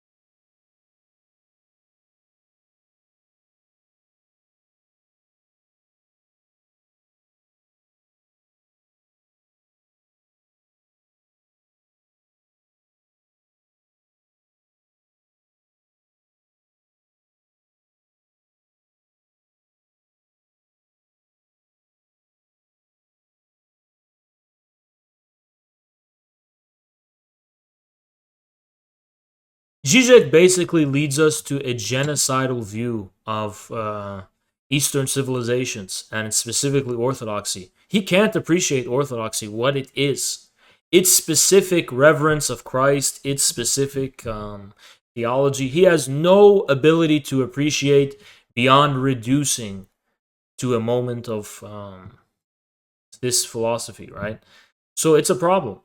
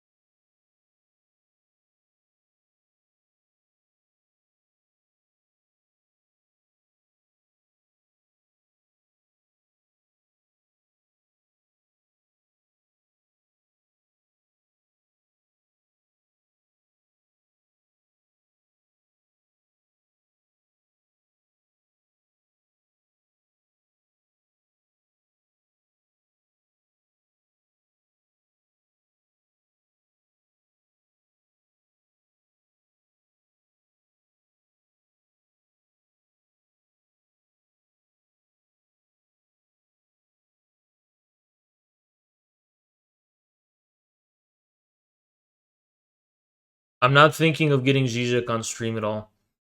For political reasons. His comments on the Ukraine crisis, I don't think there's any commensurability between us. You know, like, he's not a guy who just talks with anyone, you know, and I'm just not in his camp, you know. He doesn't talk with his enemies, you know, and I think I am probably an enemy, you know. Uh,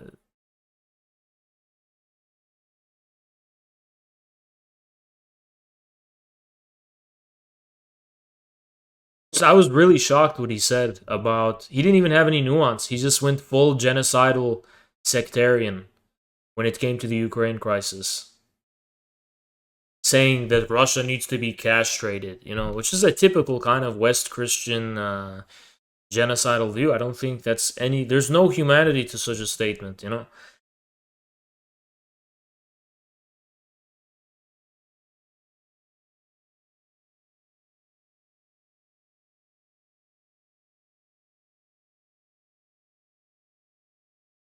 I know he was pen pals with Pussy Riot and stuff.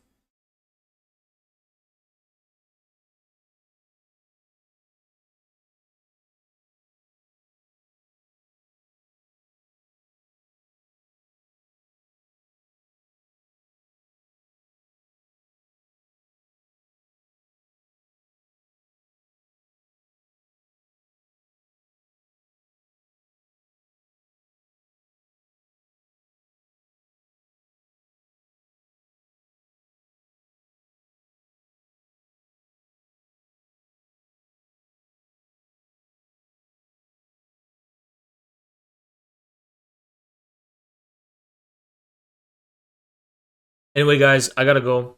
Going to. It's approaching bedtime, so I'll see you guys. I'll see you guys tomorrow. Hopefully, much earlier than usual.